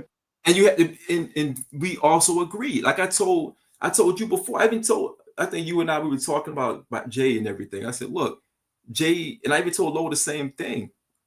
I'm like, yo, when I needed Jay, when I was cross seas and needed some representation for the hip hop that I love, he was there.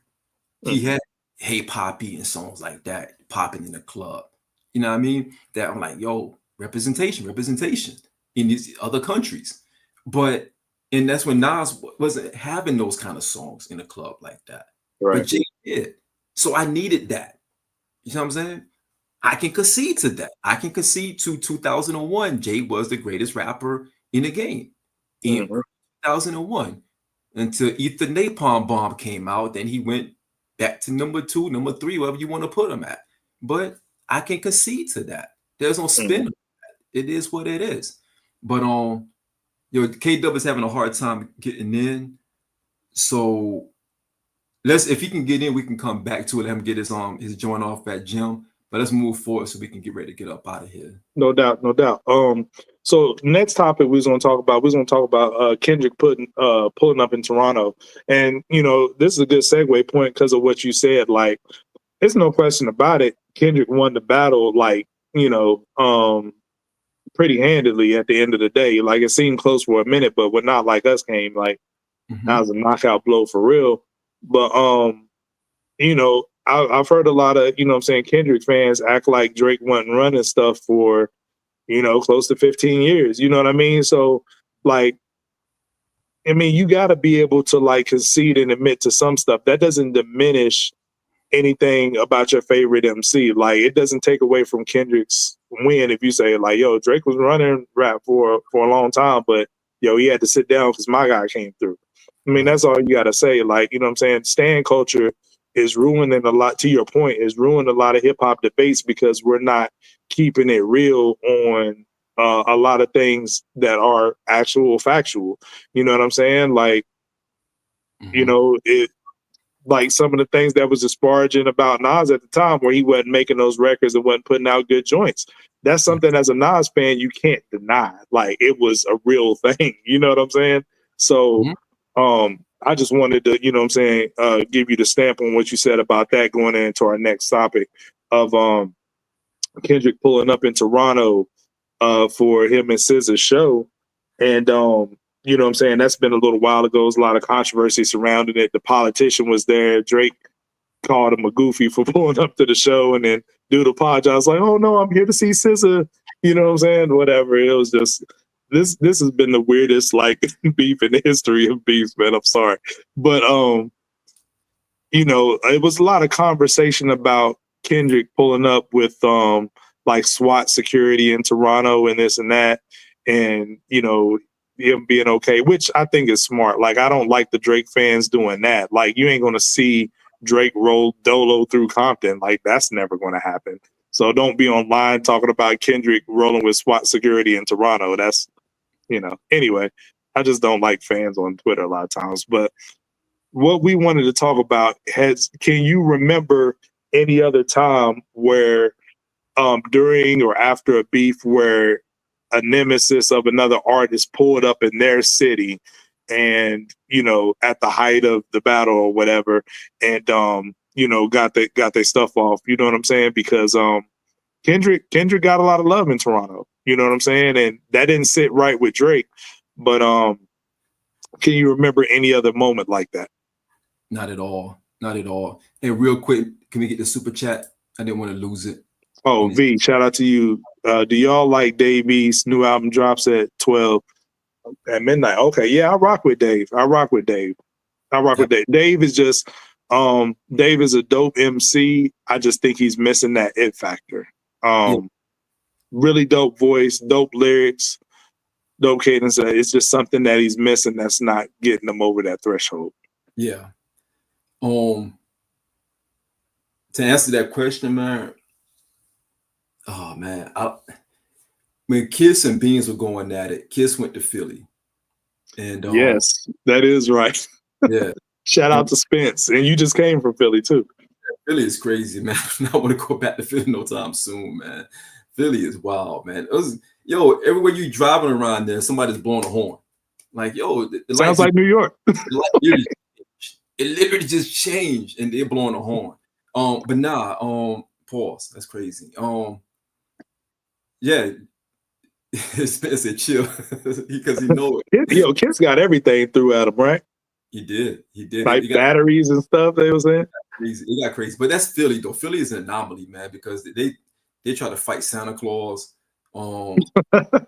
they just different in Philly, man. But if memory serves, he was getting love during that performance until he decided to do the Beans record, correct? Until he did that, because at that time, if I remember correctly, bro, I don't think that it wasn't as public and as major, of course, on a bigger scale, because it happened like probably in the beginning of the battle. You know, you got to think about these battles on like, you know, going into year 2 right now. We're like in the whole cycle. We're in a whole year-over-year cycle right now. Right. So it was like you're playing a record that's going at a nation in that nation's backyard. You know what I mean? That's like me when being in the Marines, going to a different country and flossing on them, going crazy on them in their country, and expect for them to applaud me. You know what I mean? You ain't enemy territory. I don't know, Sean. I disagree. I don't think Not Like Us is aimed at anything Toronto. It's aimed at a Toronto native, but I don't think it's aimed at Toronto. And He's Toronto. Is he not? If I come to West Virginia and they won't let you in.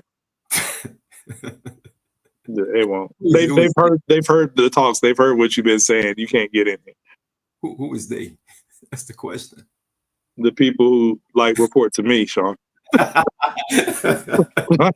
So, no, you're right. You're right. No, I can see that. I can concede. But on the flip side, though, that's what shifted the momentum of this, because like it became, you know, you think the Bay gonna let you disrespect Pac? I think, you know what I'm saying? Like it became very much Drake versus the West Coast instead of just Drake versus Kendrick.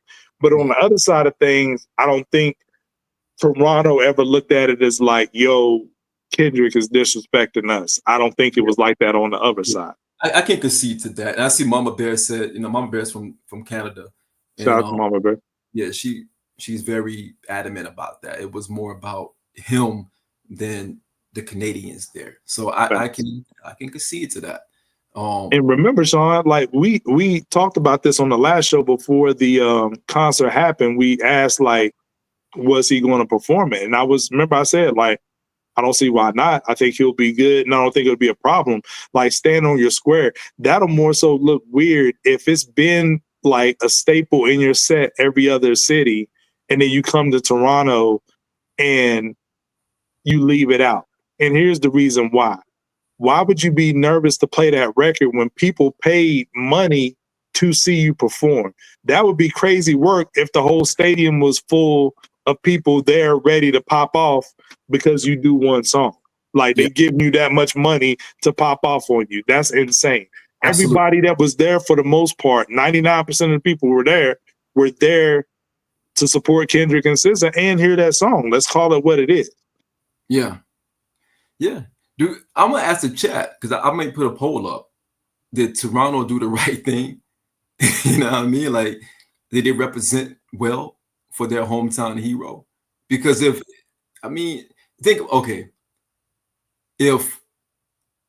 anyone from, again, different country, different zones, different coasts, and all of those things play a major factor in all of this, because you can't even go to any part of the West Coast and think that you can get off on a hometown hero and you're from a different coast or a different place. I hate to take my mind back to that time when, you know, after Biggie and Pac's death, like, people ain't go out there for a different. You yourself talked about being out in Cali. The temperature's a little bit different around those times. Like, you know, artists couldn't get tour money going to Cali, and Cali artists couldn't get tour money coming over to New York because of those 2 deaths and stuff. And I never thought this Drake and Kendrick thing was going to escalate to that level. No, but it's not them, it's the people, it's the right. And I think the reason why people thought that something might pop off was because of the Rick Ross situation, when him and his security got to fighting with the Hells Angels, like, you know, biking or whatever. But yeah. Rick kind of had that coming to him. Let's just call it what it is. Yeah. But I do have another example of, oddly enough, is Philly again. You know, another situation where somebody went on enemy territory and stood on business was when Back to Back came out. Remember, Drake was in Philly, brought Will Smith on stage. You remember that? Yeah. And was clowning Meek and did Back to Back in Philly. He did. And Philly was cool. Philly was cool with it.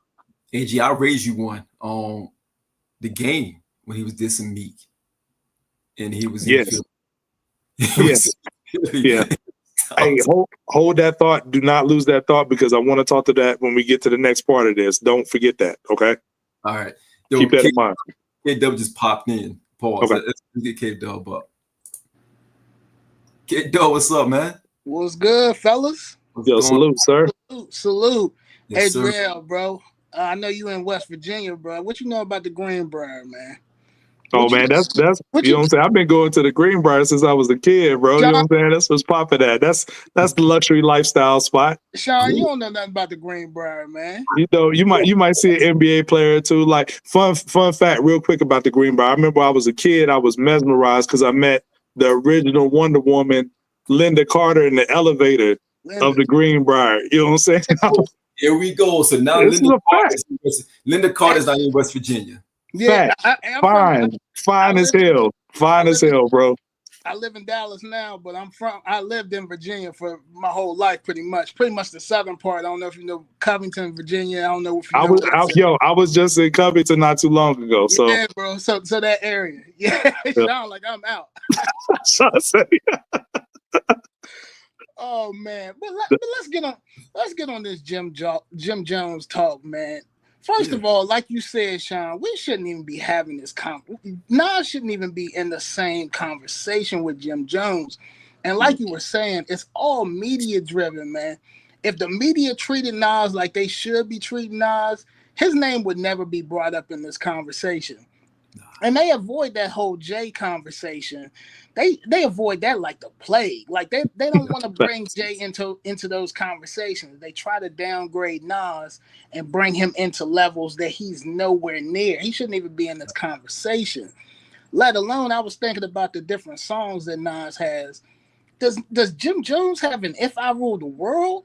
Does he have a Street Dreams remix? No. Does he have a Made You Look? I mean, you look at, you know what I'm saying? Does he have an Illmatic? Does he have does he have a Hate Me Now or One Mic? Does he have any of these records? Like all these songs that Jim Jones claims that he has these hits for, well, ain't nobody listening to no damn Ballin' no more, man. Yeah, he keeps saying, I got a catalog. And I'm like, what catalog? Ballin' and Pop Champagne. Serious? Like, is that what you're holding? JCPenney's catalog? Right. You're holding your hat on Pop Champagne and Ballin'. Like, what are we doing here? Right. Did you just recently sell out Madison Square Garden, Jim Jones? Like, am I missing something? Is there something in New York where Jim Jones is getting all this type of airplay? Like, no. Is that something that's going on, Sean, that I'm missing? Not at all. Not at all. Jim Jones had his moment. The Ballin' moment was a big moment, pause. And that was his biggest moment, right? And he's still living on that. That's like, you know, Vanilla Ice living off of Ice Ice Baby at this stage in his life, right? That was the biggest moment where you were somebody, you were something special. And here's the thing, here's the crazy thing. Jim's catalog in comparison to his weight class is not a bad catalog. That's the key word, his weight class, right? But what is his weight class? That's the real question. What is his weight class? Because he's punching up right now. And I enjoy some songs, some of his records. Yeah, Jim got some dope joints. Can I answer that question about weight class though? Yeah. K-Dubs, how old are you, bro? I'm 37. Okay, so you're 37. I'm 44. Sean 45. So K-Dubs, you probably like remember this. I look at Jim Jones like Ruben Patterson. Remember when Ruben Patterson was calling himself the Kobe Stopper? The Kobe Stopper. He was never the Kobe Stopper. Y'all remember that? I do remember that. In the playoffs. That's how I look at Jim Jones with all these like grandioso takes that like I'm better than this guy with my catalog, better than that guy. Like I look at him as having irrational confidence. Like he has so much irrational confidence that he says the wildest, stupidest stuff like Ruben Patterson when he was saying he was the Kobe Stopper. Yeah. That's it. So Jim Jones is Ruben Patterson. That's all I got to say. And what kills me, man, is the people that are interviewing, and respect to, Fat Joe and respect to Jada. But man, if I'm interviewing Jim Jones and he's saying some BS like that, man, there is no way he's walking out of that studio without hearing an earful, man. Like, you're not gonna get away with just saying you have more Billboard hits than Nas. We gonna pull that up right on the spot. Like, you're not gonna just sit there and just lie in my face. You know what I'm saying? And he's been doing that. He's been doing that over the last few interviews. I'm just like, yo, can someone sit there and challenge dude on this? I think it was too much etiquette going on because they all like peers, like Fat Joe, Jim Jones, and Jadakiss peers. But Sean know me well enough. If I was in one of their places, I would have laughed right there and said, "No, you don't." Bro, what are you talking about? Right. And then these kids, man, like they talk about, saluting Jim Jones and like saluting that type of music. And I remember back when it was like 2008 and Lil Wayne was popping off. Y'all had just recently had that Lil Wayne conversation. Lil Wayne was popping off. I think it was the Carter 3. He was going crazy, and everybody in the streets was like, Wayne. I was always a Nas head. LL was my first favorite rapper. Then it turned to Nas. After I heard Nas was like, I had to push LL to the back burner. But back in 08, back in 08 when Lil Wayne was out and Untitled came out, I was the dude that was listening to Untitled while everybody was bumping that Lil Wayne album. I was bumping Untitled. So the music that you listen to, these young kids, it's a reflection of your mindset. And these kids talking about Jim Jones, and all these other rappers, man, you gotta step up your mind frame and listen to something that's really gonna give you some type of game. Very well said. Very well said. I heard Cole say that one time, talking about who you listen to as your favorite artist is a reflection as like who you are, who you aspire to be. You know what I'm saying? That's a very astute point, K-Dubs, and I guess their ceiling for the YNs is Jim Jones. That's their ceiling. So we'll pray for the youth on that note. Yeah, we gotta pray for the youth on that, man. Yeah, I just had to hop on because I knew Sean threw out that opportunity. I was like, man, let me hop on and talk about this Jim Jones thing. And I seen online the Avrex jacket from Belly, what came on my screen. And I'm thinking about copping that, and I'm thinking about. They talking about dressing. Not everybody wanted to dress like Nas. Everybody wanted the half moon haircut with the fade waves. Like they don't even know the basics about where the style comes from. Even Jim Jones would tell you that he was looking up to Nas's style when he was coming up. So man, it's a crazy time frame. The media don't help it, but they don't. That's where I get a little tight about, because I'm like, yo, we know better, especially our age group. We know better, and it's really on us to keep it going, to be able to say, "Yo, no, we can't rewrite that. Let's not forget what this guy really was to hip hop, and still is to hip hop." Yeah, he's evolved to where he's at right now with hip hop. Let's not forget. Yeah, one thing I think we all three missed, and it just occurred to me. Jim Jones wanted, I think he was on, oddly enough, Complex, talking about how, he kind of regretted, they had to go at Nas for their survival or whatever, him and Cam. But he said he regretted not being able to collab with Nas, and he'd like to do a record with Nas. And this was on Complex, I believe. Yeah, it was a couple, maybe a few years ago. Yes. And he threw that out there in the universe. And I think he said he reached out. He said he never talked to Nas, but I think he said he reached out to some of his people. So we know very well that rappers get their feelings hurt. They're very sensitive people. And I think it was a situation, not saying that that's what prompted him to say that on this show, but while he was talking, if Nas never reached back and was like, yo, I'll get on a record with you, whatever, then he might have a little bit more spiciness in what he has to say about homie, because let's call it what it is. Like, Nas was a no-show on Reasonable Doubt, a couple studio sessions, which got Jay in his feelings. So a lot of these rappers are sensitive, man. So maybe that has something to do with the way Jomo was talking, but I digress, man. Yeah, and then also, I don't know if y'all remember, speaking of Jim Jones, y'all remember the Hitmaker. You remember Jim Jones was working with Hitmaker. Oh, when he was talking about Hit Boy and Hit Boy thing, and during that time frame, that was probably a little bit after when Jim Jones had requested that feature from Nas. Great so probably a little bit of that too. Great point. Because he is an emotional person. He is. He said it himself. He be crying and stuff online, and bugging out. I was trying to think, did Jim Jones just win a Grammy too? Like, I mean, absolutely am I missing something? Like, they keep talking about Jim Jones, and he gets a lot of airplay from the media. Like, I don't know if it's just because he's saying outlandish stuff, but he gets a lot of media promo. Jim is a character. People in 2025, people like characters more than they like authenticity. Absolutely. So, yeah, man. I appreciate y'all letting me up, man. Let me chop it up with y'all, man. Hey, yo. Hey, you a favorite of mine, or the favorite friend of the show of mine, bro. You led with the Greenbrier, bro. It's like, you know what I'm saying? Sean don't know nothing about that, man. He really dope. Have you taken him to that part of Virginia? Have you taken him to that part of Virginia yet? I won't go. I'm not going to Virginia. What do you mean? Come on, man. I'm not going, man. You have to go out there one time, man. Yeah, you got to come out here. We might see Charles Barkley and Shaq or some of them at the casino, man. They regulars here. Facts. I'm good. Bro. I keep trying to tell them, but appreciate you, bro. Yeah, appreciate y'all, man. Y'all have a good rest of y'all's night. You too, bro. Thank you. Peace. Sir. Peace. Score dialogue. You're such a hater, bro. I swear, you're the worst hater there is. How am I a hater, man? But nah, let's that was dope. You know what I'm saying? Having him pull up, man. Shout out to K-Dubs. That was something that hopefully we can do more often, man, because that was dope little, you know what I'm saying, conversation. So shout out to K-Dubs for that. You ready to get into this last topic real quick? Yeah, man. Let's close this thing out. All right, man. So diss tracks, you know what I'm saying?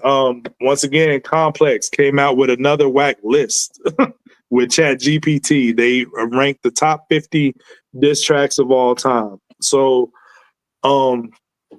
yeah, man, Complex, man, they need to get it together. So, what was your thoughts on this list, Sean? Trash. Everything I said on the other list, let's go to copy and paste and put it in this. Trash. All right. Thank you for coming out. This is Hip Hop Talks. But what I will say, like, I'm not even gonna get into the specifics of the list and the placements. It's bad. But you mentioned Game dissing me. Yeah. Pest Control, I don't care what nobody say. Pest Control is one of the best disses ever. Period. It's top 10 to me. You know what I'm saying? I just don't think it gets enough credit because of, one, it's Game. Two, is because it was Meek after Meek had already been beat by Drake. And that doesn't say a lot for Meek because Meek came from the battle rap circuit. So to get beat twice back to back is crazy. But, he said, the Meek shall inherit the earth. You know what I'm saying? He said, that's why I dug your ass up because Drizzy buried you first. Like that bar. Listen, man, Game is a problem. Pest Control is one of the most scathing diss tracks ever. Keeping all things Game. No 300 bars on this list. Crazy, man. Insane. Like the way he handled G-Unit on that is crazy. And we talked about Drake. Drake lost the battle with Pusha, but let's keep it 1,000, bro. Duppy Freestyle is a dope diss record. It is. Dope diss record. And it's nowhere to be found on this list, man. Complex, do better. They can't. We'd be more than happy to assist. But right. But at the same time, it's gonna cost. So you probably can't afford us if we assist. If we'll make it high so you can't afford us because we want to deal with you. And again, how can you lose a battle? I don't like doing these lists. Like, honestly. No, I like when I'm doing them, but I don't like other people's joints. Yeah, right. You know what I'm saying? Like, how can Jay lose the battle and take over be at 3 and Ether be at 4? Bro lost. Bro, again, it goes back to what algorithm they're using. That's all. they're winning because you know what we're doing? We're talking about it. Good point. Good point. Before we leave this though, I want to ask you a serious question about diss records. Is a diss record only as good as the intended target? That's a great question. Yes and no. Yes and no. Tell me why. Because I do think that, again, Pusha, we just talked about Pusha's barbs at Travis. Mm-hmm. Not really a worthy opponent, but I love the bars going down. I love the fact that he, you know, you cried to me, you died to me. I love that. Right? So I'm okay with that. There's some battles out there that I enjoyed where the intended target probably wasn't the, you know, the ideal target, if you will. I mean, I love the fact that Game dissed Rick Ross. Mm-hmm. Right? That was comforting to me. That is a wild word to use. Yeah, that is crazy. Yo. But I think it has to be the perfect storm, right? You got to have somebody like a dope beat, dope bars, you know, bars that are memorable, bars that people can repeat, that are funny, you know what I'm saying? Clowning the other person or whatever, or scathing, I should say. Good embellishment combined with some facts. But even if you have all those in a good diss record, if you combine that with a target that people are about, then I don't think it lands as much. That's my reason why Pest Control is not up higher, because it's Meek, and people didn't think much about Meek at that time. But if you think about the best disses of all time, like The Ether, Intended Target, Jay, Take Over It, Jay, Nas and Prodigy, the targets, No Vaseline, all of NWA, Hit 'Em Up. You got Biggie, some vitriol for like Mobb Deep in there. Like all these are major targets. Even Story of Adidon, it's a dope diss track, but the target is Drake. Let's call it is what it is. You know, let's call it what it is. And then Not Like Us, the target is Drake. And I think the intended target makes a huge difference. And for me personally, when I'm judging diss tracks, as far as my ranking in my head, if you make a classic diss track that's an original record, that holds more weight to me than if you do a freestyle over somebody else's record. Yeah. Because I think that, to your point, you're not going to get a lot of perfect battles. They're far few in between. Right. Either, you know, it's lopsided most of the time. Even I think Kicking the Door should have been on this list. You know, but when you're using Chat GPT, it doesn't pick up Kicking the Door because it's not, you know, it's not labeled as it's like, you have to know your music. It's not direct enough. Correct. But you know what the intended audience is, right? Chat GPT won't pick that up for Complex. So Complex, next time when you do that, you may want to put some human, you know, touch in there if you can. But I think that's a pause, but maybe I don't know. I don't think so. I think it clears. But I do think that, to your point, the intended audience or the intended target is very important. But again, like I said, so many battles you know, can be lopsided. I mean, we thought that Cannabis was going to give LL a long day. He gave him a long round pause. Like second round KO was like one of them. But LL's consistency is what hurt Cannabis, because he couldn't back it up with a great album or a solid album at that. I mean, hell, even when Game went at Beans, you know, and Beans is no slouch. Right. Man, Game went crazy on Beans. Like crazy. He did on Pest Control too. That was crazy. Yeah. So I mean, there's so many other things they could have pulled from, bro. Like honestly, Shannon, you know, again, Shannon KRS-One, prime example of that. Yeah, it's so many things. Like, and this is a dope sidebar conversation, because I'm thinking in my head, like, a lot of people say that they'll give the edge to Beanie over Jadakiss because Jada dissed Beanie on a disco beat. Like, but he's like, I'm stunting on you on a disco beat, but people wanted something more like hardcore for Jada to rap over.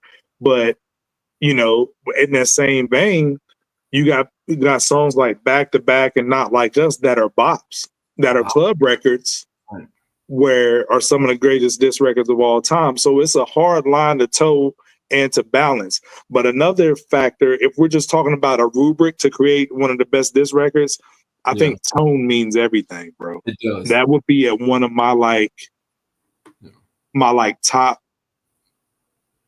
top parts of the rubric for like a diss record. Because like I said about Ether, Nas was only one of the few people walking the earth at that time next to the Sun Jay.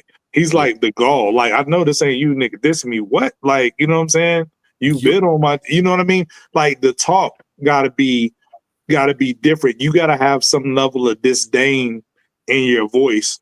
You know what I'm saying?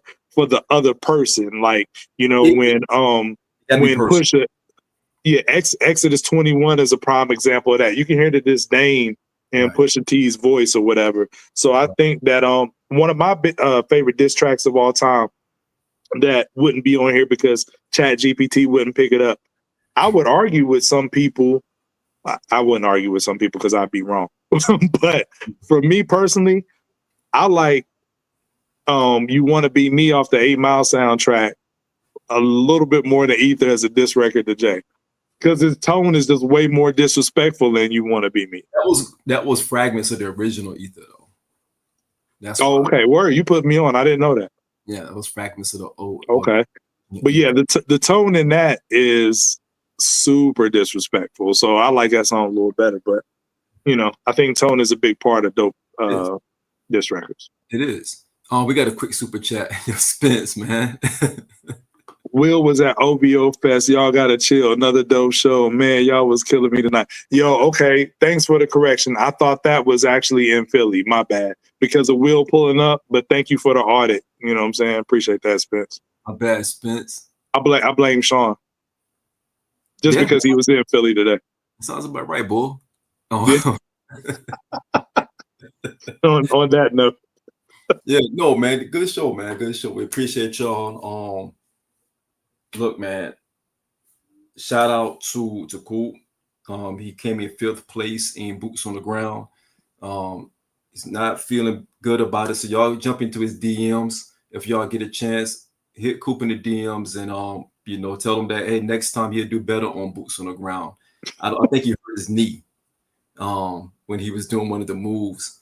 So y'all jump in Coop DMs and just say, hey, yo, man, hope you can get healthy again with your knee issue from the Boots on the Ground competition. But I think he's in good spirits. If not, we're going to make sure he stays in bad spirits because we'll keep on popping. So, but no, shout out to the team. You know, shout out to Andrew, the silent executive producer. Shout out to LP, shout out to LB, shout out to KS for hopping on tonight, having the courage. Shout out to 88 Spence, man. We joke with 88 Spence. I was able to fly into Philly because of 88 Spence. He did give me the the green light, and I did check in, so I'm good, right? But shout out to West Virginia. Shout out to all the Virginia people. I saw some people in Virginia. I think Deuce is from Virginia. Word, that's what's up. Shout out to Virginia, man. Commonwealth State. That's what it is. Yeah, whatever. But shout out to y'all out there. Shout out to Greenbrier. That's what we call it. Yeah, West Virginia. You know what I'm saying? Like if I clear you to come to West Virginia, I'll take you there. I think I'm good. No, you'll like it there. No, I think I'm good. Shout out to Idle Gray. Shout out to JC88. Jack, the Jackrin. Shout out to all of you. Like, share, subscribe. Y'all know what to do. We appreciate y'all. Peace.